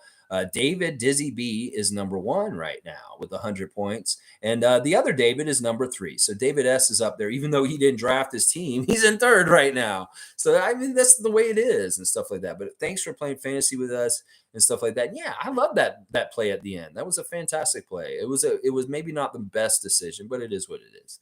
Logical saying the Hawks have short guards and use the short guard point that applies to the Cavs as well. I feel there's going to be a similar issue thing for both. Yeah, I was calling this before. I was like, when I say little D's, there's a little D in Atlanta too named DeJounte. And I won't call Trae Young a little D because he doesn't have a D in his name. But yeah, this is going to be a very similar game plan when we play the Hawks on Halloween. I'll be at that game. Yeah, that'll be fun to see if we can make it real scary on a Halloween in Toronto for the little gods of the Atlanta Hawks. Ooh, very scary, Count Floyd. Ooh, it's so scary. They're all 6'9" in the spook house in Toronto. Ooh, Hawks, you may be very frightened. Ooh. The Toronto Raptors House of Horrors. Yes. All right, DJ. Yes, DJ's a real one. He's always commenting, but when he's here live, I love it. Heard a stat the other day that Chris is way more valuable than some may think. His plus minus after December was plus 11. Conclusion was no matter the lineup, he made every combination of guys better. This is true. Chris is on the down low, a very essential Raptor. In fact, when we did our stats trivia for the playoffs earlier this summer, the trivia players know that Chris was our best player in the playoffs on the down low. We did the stats breakdown, and when we did it, we found out that Chris was the most statistically important person in that series against the Philadelphia 76ers. So there is a lot of underlying value and important stuff that Chris Boucher brings. In fact, he may be the most epitome of the old Detroit Pistons bad boys team from the late 80s on our team. He's very much Spider Sally Rodman kind of guy. Off the bench, energy, rebounding, defense, all over the place, just being annoying. And Chris Boucher is one of my favorites. And we didn't even have him last night. And we just get richer. Get Otto Porter back, get Chris Boucher, get Khem Birch. Ooh, it just gets better and better. That House of Horrors has all kinds of spooks in it. Ooh! Yeah, we're going to scare them. But good to see you here this morning, DJ, for sure. Logical saying, I'm realizing this time lapse creates a disconnect. I'm going to be on that more. Okay, cool. Yeah, it is the time lapse. It's me not getting into the chat in a certain time and stuff like that, and it goes back and stuff like that. Yeah, either package it up or anything. I mean, we'll figure it out. I do it on the fly, and there's been different problems with this in different ways. Where we circle back, and I say the same thing a couple times, but partly what happens is I just try and add something extra to it if we do talk about the same subject over and over again. It's just so it doesn't sound like I'm completely repeating myself all the time. It's all good. My bad. It isn't right. You got to keep talking. Time to say that's all right. You're all good, Mike. You're figuring it out, man. You're just very active in the chat, and I appreciate that. And I love that you come in and you do the T minus and your channel and everything like that. It's just kind of melding with my format and just doing things so that it's more cohesive and stuff like that. Because like I do get longer times just because of how many comments there are on. So it's kind of in a way, think of it, your comments as maybe as being a 6 shooter. You got 6 bullets. Just shoot 6 bullets at me instead of like, if you're making like 30 comments throughout the whole thing, it's like I got to read all that before I'm done. And I'm almost at 3 hours already. Let's see. Patrick's saying, Lex, we know how to win. Winning is a habit. Teams have to learn how to win. Raptors have learned how to win tough games. This is such an important point by Patrick Douglas. And this is what's going to separate us from a lot of Eastern teams. Detroit doesn't know how to win close games at the end of the game. Cleveland doesn't know. I don't know if Atlanta does. There's different aptitude for closing the game and making sure you get the win. And we're one of the better Eastern teams at this. Boston's pretty good at it in some ways also. But in Milwaukee can be good at it also because they have some experience with it. But a lot of these other teams don't. Miami's pretty good at it also. But a lot of these other young Eastern teams will not be good at closing the game out and knowing how to do it. Teams like Detroit, Orlando, Cleveland, Indiana, New York. None of these teams know how to close a game like we do. And so that's going to be a huge advantage for us.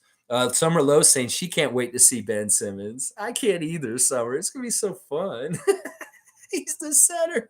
He's the center for them. I don't understand how that is. David's smiling about it too. He's got a big smile about it. We're just licking our lips. Come on now, Ben Simmons. Let's see you. All right, here's Ghost. All right, Ghost is here to diss Jack Armstrong once again. Thanks for the sub, Ghost. I'll just say that because if you're commenting here, you subbed up. Jack Armstrong is an old senile goof that should do not be commenting anymore. He is so annoying. The people who defend him or like him are people who like watching paint dry. Ghost really hates Jack Armstrong. Jack Armstrong, congratulations to you. You start your 25th season covering the Toronto Raptors. We love you, Jack. And we want you to keep being you, man. That's right. You get what you get. You get what you get, Jack. And that's 25 years of the Raptors, and we love you. I love that Chuck Swirsky did a nice post for his old buddy, Jack. Being the voice of the Chicago Bulls at this point, Chuck Swirsky, old partners with Jack Armstrong, with a really, really nice post for Jack Armstrong starting his 25th season, calling games for the Raptors. We love you, Jack. You just keep going, Jack Armstrong. Ghost, yeah, we know you. Some of you Americans hate him now. Philadelphia fan hates Jack Armstrong because of what he said after Joel Embiid broke his orbital. Yeah, Bush League stuff was what Joel did, and you get what you get. I'll say it right now. I'll echo through the halls. Maybe this will be one of our Raptor Freak tenements, like Trust in Messiah. You get what you get. Bush League stuff, Joel. Man, that motherfucker's flopping all over the place, hurting your team, Ghost. Y'all need to get an assistant coach that has one job, and that's to call timber when Joel Embiid's falling on the floor because he's a danger to your own players. That motherfucker's flopping like a fish and breaking ankles on your own damn team. That is so sad and pathetic. Joel is just sad. He's a sad person. Tell him to stop hurting your own team. Seriously. Get Sam Cassell to have a little thing that you can yell through timber because the big goof is falling all over the place. So there's my reply to that. You get what you get. Yeah, Ghost. Yeah. I'm glad that some enemies have still subbed up and want to come in here and come at me. I was worried about that. Like, if only subs can talk, then when am I going to get somebody to burn? And I know Raymond Jacob loves when I go off on people on this channel. I want opportunities to go off on people. Well, they got to sub up so I can go off on them. Stuff like that. I love watching paint dry. I'm not going to lie. There's something very intrinsically Buddhist about staying in the moment and just allowing the world to exist around you. Maybe you should go watch some paint dry, Ghost, and maybe you'll learn some things about life and the deeper meanings of it. Yeah. I don't do it for too long, maybe just for a little while. I haven't painted in a while. Let's see. Monique saying, on a day where I went to the game, good to see the live stream so livable the next day. Go Raptors. Yeah, so lively. So lively. Yeah, I really appreciate it. And we're seeing the regulars. I love seeing people like Callie's next in there. And I love just seeing how everybody's come back for this season. Like the summer was happening, people were gone. Now everybody's back. And I just love seeing it. It's like being back at school. Callie's back. Oh, it's good to see Callie. How was your summer? Stuff like that. Let's see. Good morning on a riverboat cruise down the Mississippi until November the 1st, killing me to miss these first games. Happy we won the first game, stress meter low.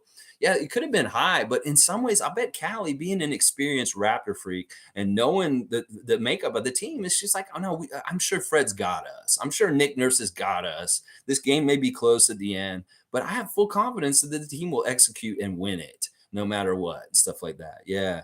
Yeah, Lodge saying, respect for the shout out, Lex. I'm definitely going to do a longer plug for Freaks in part 2 this weekend. No problem, man. It's whatever, man. It all helps each other. It's going to help each other no matter what, and stuff like that. And, in some ways, it's like the growth will come organically.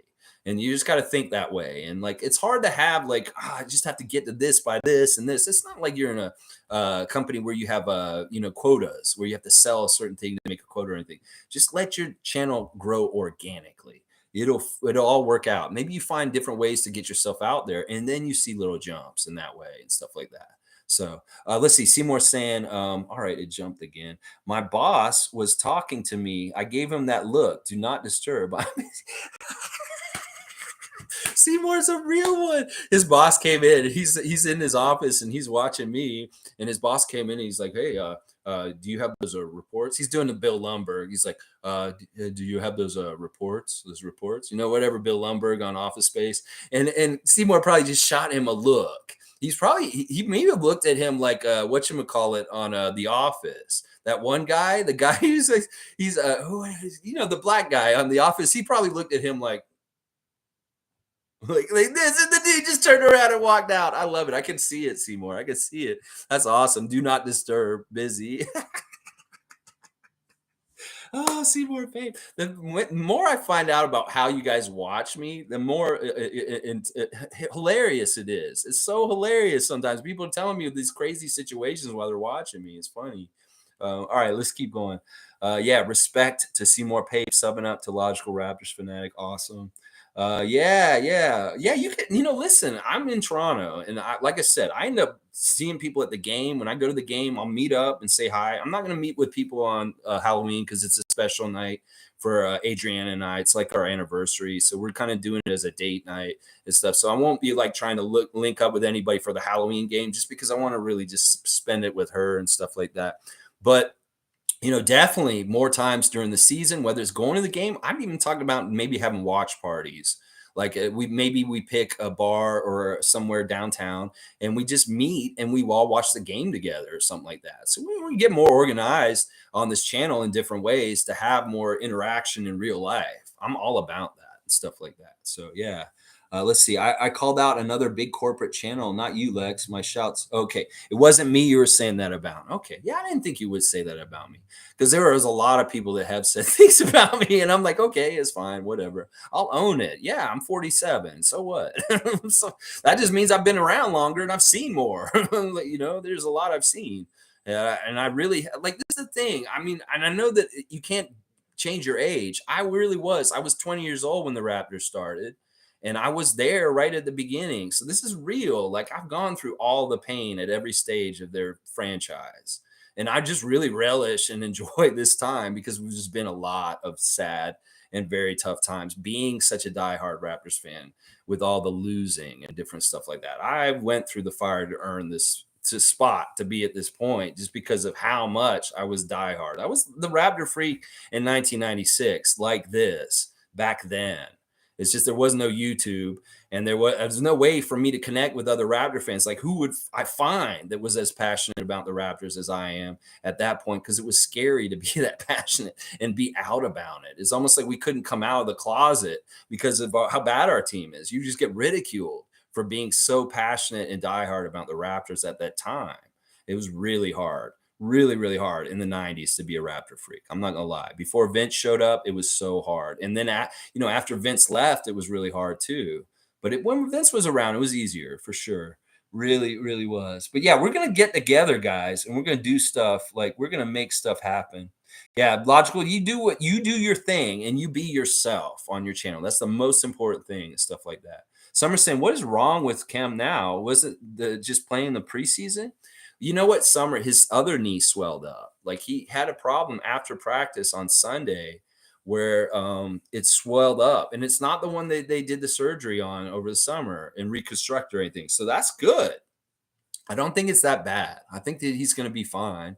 And he's going to look just as mobile and good as he did in the preseason when he does come back finally. I think they're just being precautionary. He's in good spirits. And I think he's going to be fine. It's not the really bad knee that he was dealing with last year. It's the other one for some reason. It's the non-surgically repaired knee that is flared up all of a sudden or something. I don't want to say that he's got injury problems and stuff like that, but he does to a degree. But I think he's going to be fine this year. We're going to get a new Cam this year no matter what. And he's going to show up. It's just he's not ready right now. Denal saying, I'm sure you mentioned the minus set 14 and the plus 20 from between Mobley and Scottie. Yeah, Denial. That's a good point. Scottie was a plus 20 and Evan Mobley was a minus 14. And that is a very stark difference. If they're going to get compared no matter what. That's just how it is. They're going to get compared, much like Jalen Green and Kate Cunningham are going to get compared with Scottie every time they play also and stuff like that. And I'm glad Scottie won that battle. He definitely was the better one. The executioners. Yes, we come to Scotiabank Arena and we will execute you. And stuff like that. Yeah. Fair 6 shooter is a great point.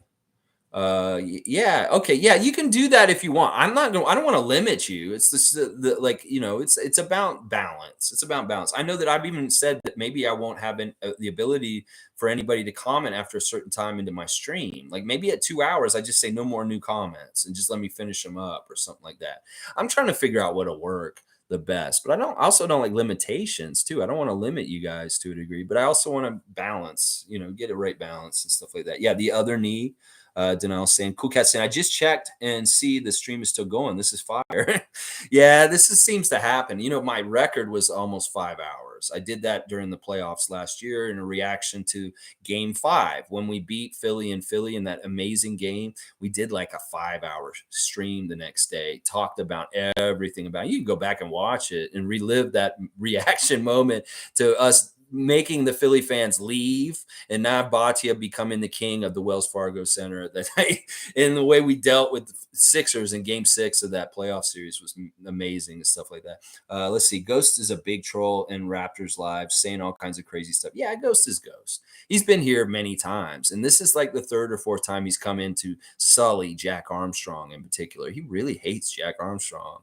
Like, it was crazy after that whole thing that happened with Joel. They hated Pascal and they hated Jack because Pascal did it and Jack said the stuff he said on the broadcast. And there was a huge anti-Jack Armstrong movement after that. And they wanted to get him fired. In fact, there was petitions to fire Jack Armstrong from our broadcast by Americans down there trying to tell us we needed to get him fired. And that's why they keep coming in here and talking about Jack and wanting us to fire him. I stand by what he said. He apologized to y'all, but I don't think he should have. And we said that when that all happened too. We were like, no, fuck that. And that's why I'll say it over and again. You get what you get. And that was Bush League. I'll say the same damn things Jack said, and I'll double down on it over and over again to eternity because he'll take it back. He's a classy guy. He'll do that. I'm not as classy as Jack. I'm going to just go ahead and say you get what you get.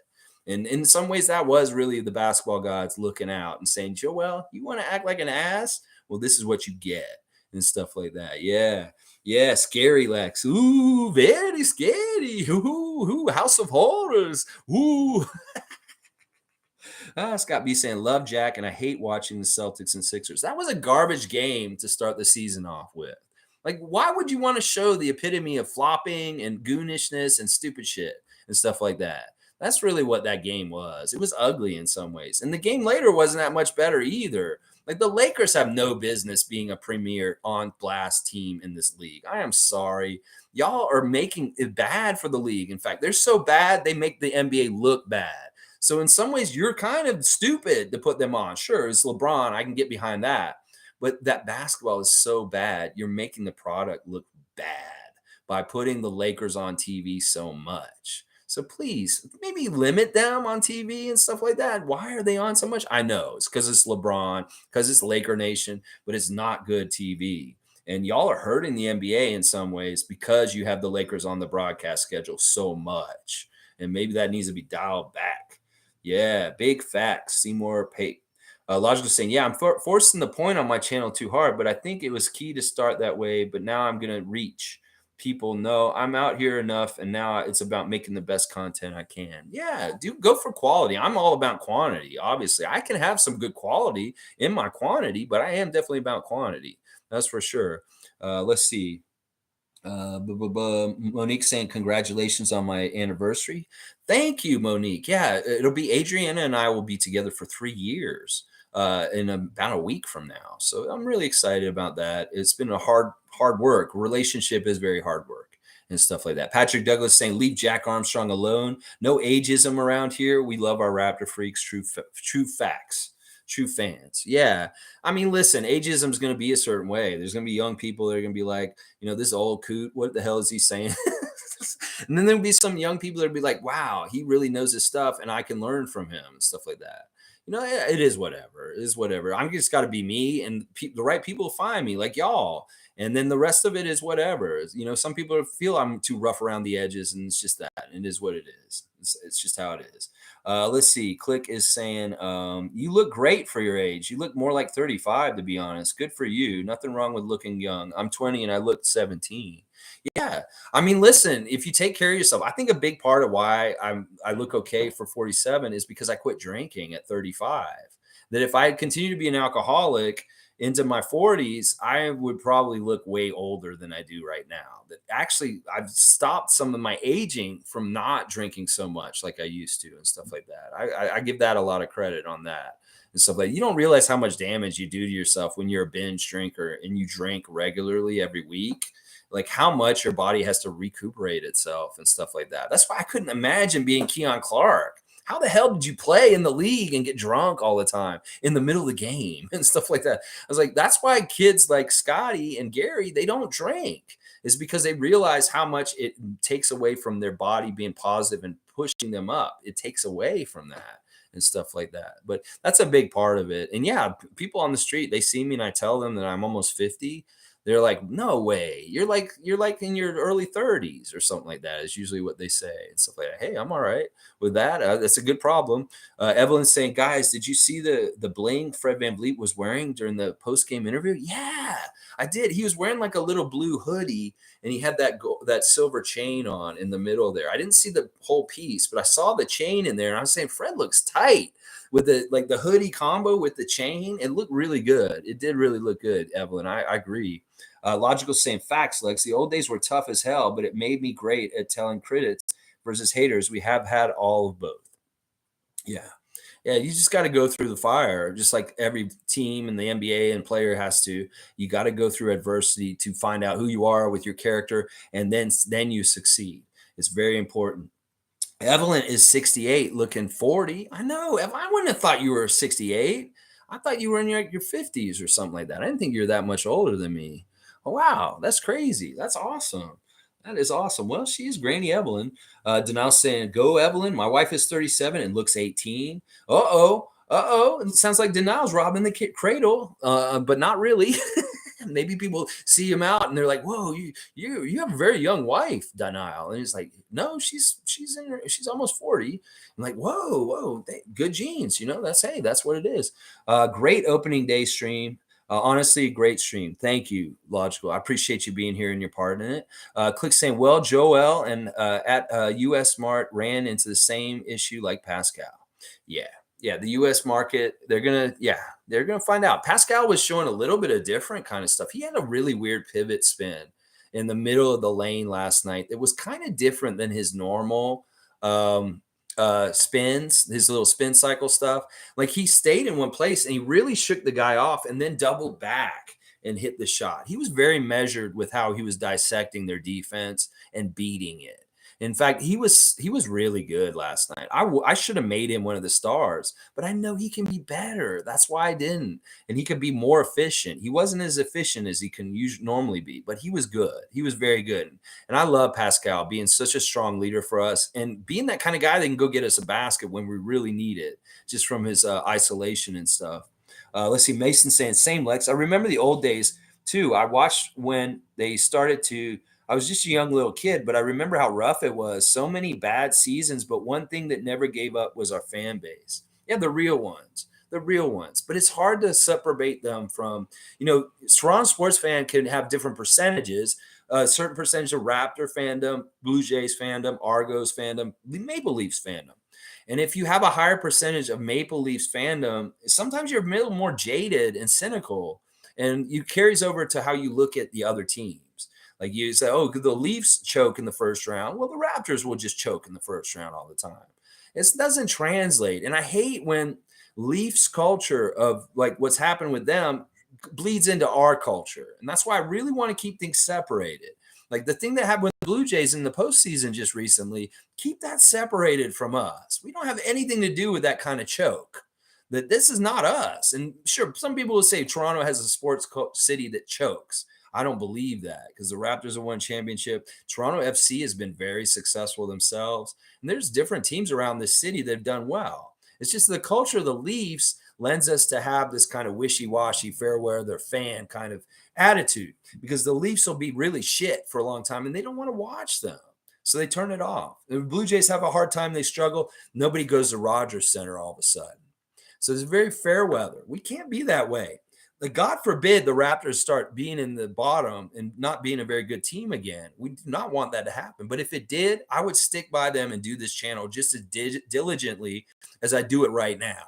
It's not just because we're on an upswing and we're such a good team that I do this. I will do this if they're shitty too.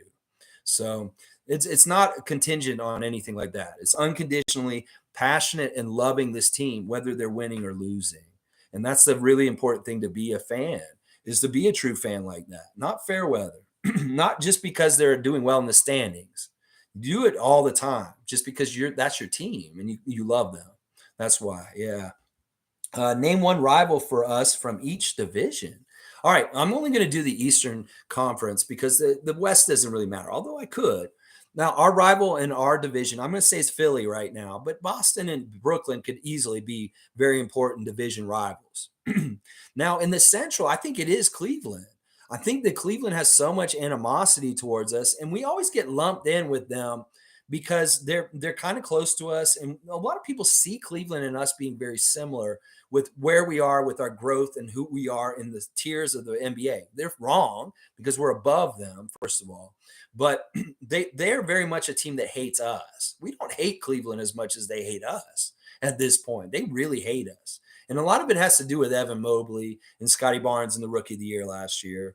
A lot of it has to do with they like to cling to this whole LeBronto thing and lord it over us. Oh, we own you, Toronto. Yeah, well, you only own us when LeBron's on your team. When LeBron is not on the Cavs, you guys do not own us. I'm sorry. That's just not the case and stuff like that. So I would say Cleveland from the Central. And then we're looking at the Southeastern Division. I would have to go Miami. And it's really only because they're the best team in that division.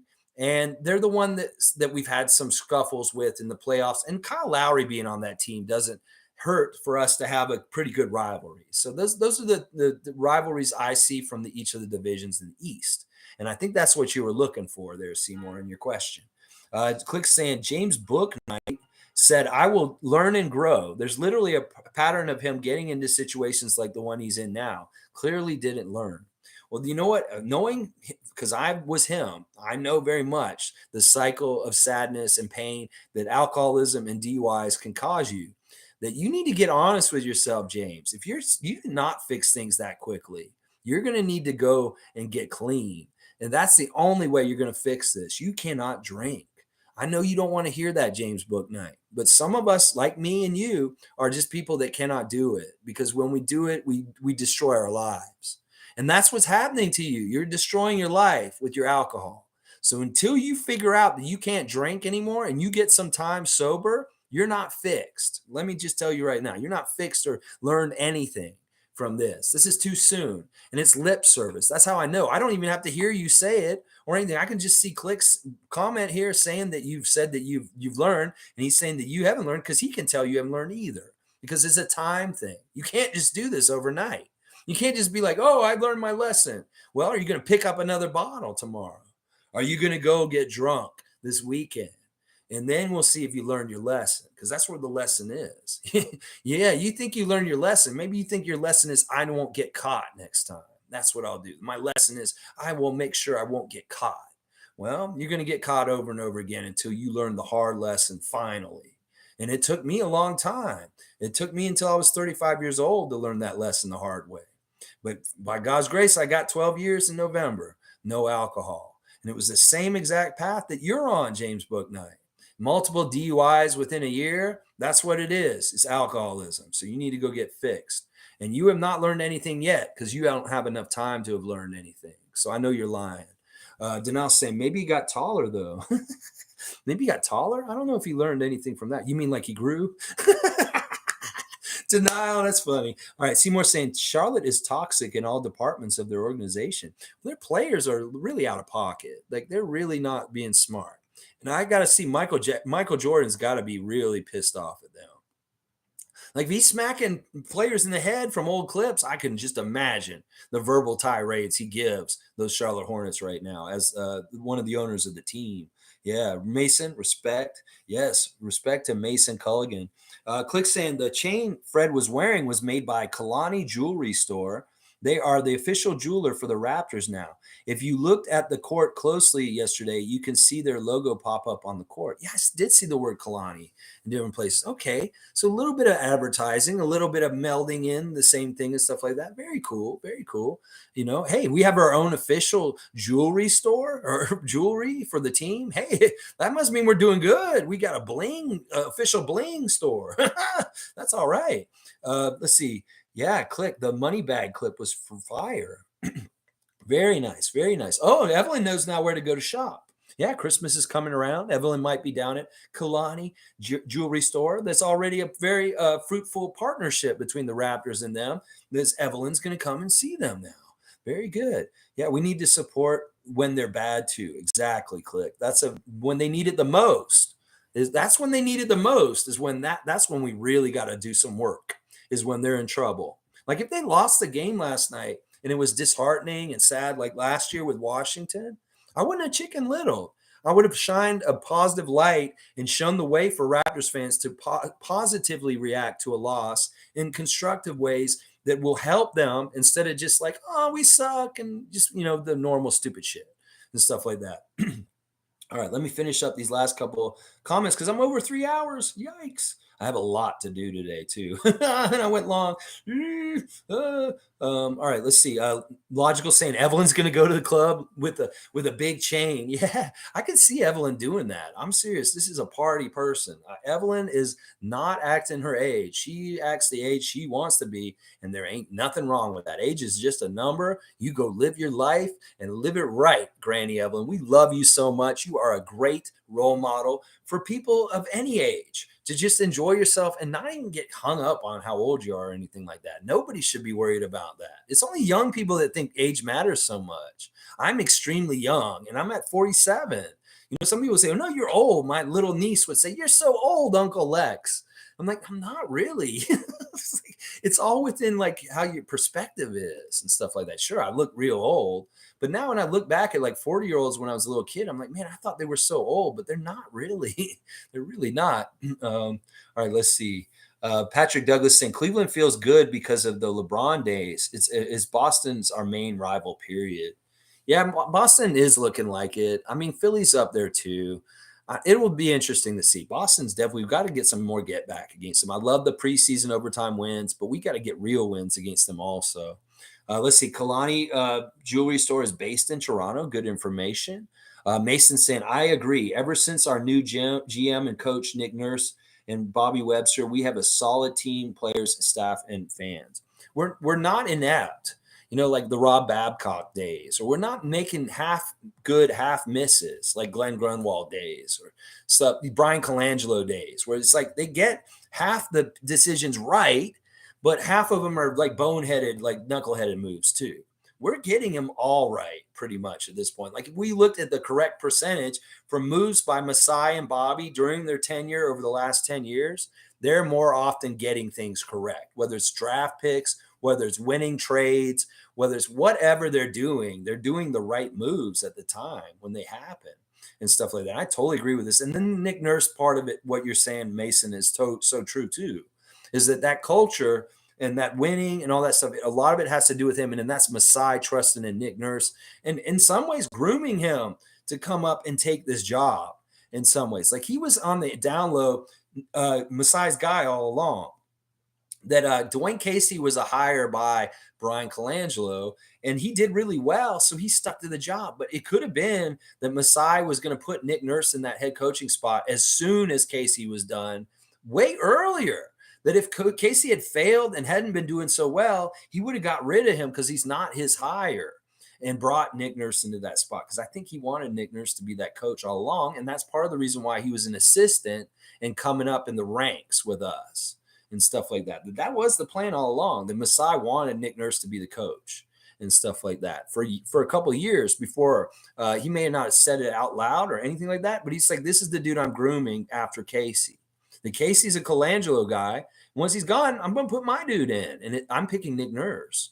And that shows like the aptitude and the smartness of Masai Ujiri, that this dude has been a home run as our head coach, Nick Nurse and stuff like that. I was skeptical. I was like, why the fuck are they putting Nick Nurse in? Why didn't we fire Casey and we're just bringing Nick Nurse up? Well, I didn't know, and I should have trusted in Masai because he knew what he was doing. Evelyn's saying, logical Raptors fanatic, you're such a fun guy. Wait till you see me wearing the bling. Yeah, Evelyn's going to be wearing it. We'll put a picture of her on here. She'll be the thumbnail for one of my streams with her with the bling. Yeah, we'll put Granny Evelyn on blast. Oh, yeah, we will. Let's see. Branding is a part of NBA revenue and franchise value for sure. For sure. I'm sure Drake's connection with OVO brings our value up. He just put that OVO logo on a soccer team's jersey that he's a part owner now. I think it's like Barcelona or something, a big team. And it's like a dream to him. But that OVO owl is associated with a brand, and it's getting put in all kinds of different places. It actually has brought the Raptors team value up. Just that OVO owl from Drake and stuff like that. Mason saying, I very much remember watching before games started, Dell Curry and his boys shooting shots up as a kid. I thought that was so cool. Little did I know those kids would be such good shooters. Mason, I was literally there because I was working at the Air Canada Center making Mr. Subs. And the way I used to do it when I worked was I come into work at 4:30 in the afternoon before the game started, before the arena was built open. And I was really quick at making subs. This is part of the reason why I was at the Air Canada Center, is because I could make a sub and lickety split. And I'm really good during hockey games. Like when they have the intermissions and all the hockey fans come out, I just put my head down and I become a machine. I would make like a couple hundred subs within 15 minutes, like really, really quickly. Like, because that line would be so fast and you want them to, they want to get back to their seats. And I was the person that was doing that work to get them back to their seats. So I would do stuff like I'd get into work early and we'd pre-make a lot of subs too. And I'd pre-make like 100 subs, but I do it so quickly, I'd have time off. And what I do is I'd go sit in the arena and just hang out. And I would see Dell out there with Steph and Seth. And they would be out there as little kids bombing 3 points, like at that time in like 2001. And they were almost teenagers. They were like 12. They weren't even that old. And they were hitting these threes already. And I saw Steph at that time. I was like, man, that kid is good. He's hitting threes like crazy. Little did I know this dude would become a champion, an MVP, and one of the greatest players in the history of the NBA. But like seeing him at that point, I was like, man, that little kid can shoot threes already. And he's like, how old? I didn't even realize that was Steph and Seth until like a little while after but I saw them way before with my own eyes in the arena. And that was before anybody could come in the building because I was staff and I was getting my work done early just to watch players shoot around before. And this is before anybody gave a shit about the Raptors like they do now. Everything was way more Leafs focused as far as Matt Sundin, Curtis Joseph, that kind of era. They were really focused on them. So I was it was fun. And I remember seeing him. And in fact, I was the guy who's talking about those guys out there in the posts in the years past that brought this whole story up, is that nobody would talk about Steph Curry and them shooting like that because I was the one who saw it and I was talking about it like a years ago when Steph started to emerge. I was like, I remember watching Steph in person at the games and stuff. So I know exactly what you're talking about because I was there and it was crazy. And you know what I'm talking about. These kids were so good. They were so good with their shot already. Both of them. Seth was just as good as Steph at that time too. I knew they were going on their way. It's crazy. I was scouting a 12-year-old Steph Curry in like 2001. It's crazy. Logical saying Masai first season here, he made a speech to the team about building a winning culture and he meant it. For real. That's the thing. Words mean something. This is why I don't get sarcasm. Sure, you can be sarcastic, but there's always some sort of truth in your sarcastic term or whatever you say. That sometimes not very nice. Now, I like people that are straightforward and just say what they mean and mean what they say and really mean it and come through with it. And that is definitely Masai Ujiri. He said that. That's exactly right what Mike's saying. He said that when he showed up and he did it and he followed through. So you got to understand that when people say that they're all about winning championships, they mean it. If they're Masai Ujiri, they say it, they mean it is what's going on and stuff. So Monique saying, go Raptors. Awesome stream today. Thought I was going to miss this live stream today for some reason. Glad you didn't miss it, Monique. As usual, always respect and love your presence on the stream with us and stuff like that. Yeah, Drake's a big part of the value for our team, for sure. Logical. Great way to start the season. It's going to be special, enjoying with Freak Nation. This was great. Yes, Logical Raptors fanatic. We'll be back tomorrow. We're at preview. I'll tell you guys the refs. We'll go over the injuries. I'll talk about keys to the victory. And then, of course, we'll have the real mascot matchup, which is a little bit more reality-based at this point. Yeah, what's going to happen to the mascot? He's in the hospital, and there's a Cavalier nurse. Well, you'll get your conclusion to that story tomorrow, 9:30 a.m. Eastern Standard Time. Tune in tomorrow for the Raptor Freak preview. Brooklyn, Toronto, Barclays Center, game number 2 of 82, Friday night. Yeah, let's get it on. Let's get it on. All right, Halloween night at the game should be interesting for the rest of us, Lex. I'm going to have fun. I'm thinking about getting dressed up, but I'm not sure if I should. I don't know. I'm on the fence. I kind of just want to watch the game. I don't really want to be distracted by wearing a costume or something like that. So I'm not going there wearing no mask or nothing. I don't know. It's going to be fun to see everybody else dressed up and stuff like that. I don't know. I'm on the fence. Maybe I will dress up. All right, y'all. Have a great Thursday. Enjoy your day. And tomorrow I'll be back for the preview. I really, really cannot understate how much I appreciate y'all and finding the real ones like y'all. Please subscribe if you enjoyed my stream. And thanks, Ghost, for subscribing and bringing that Jack Armstrong hate. Ooh, we love that hate because I need something to talk about that's negative sometimes. We're so positive here. Sometimes the negative comments are good too. All right, y'all. Have a great day and let's go Raptors.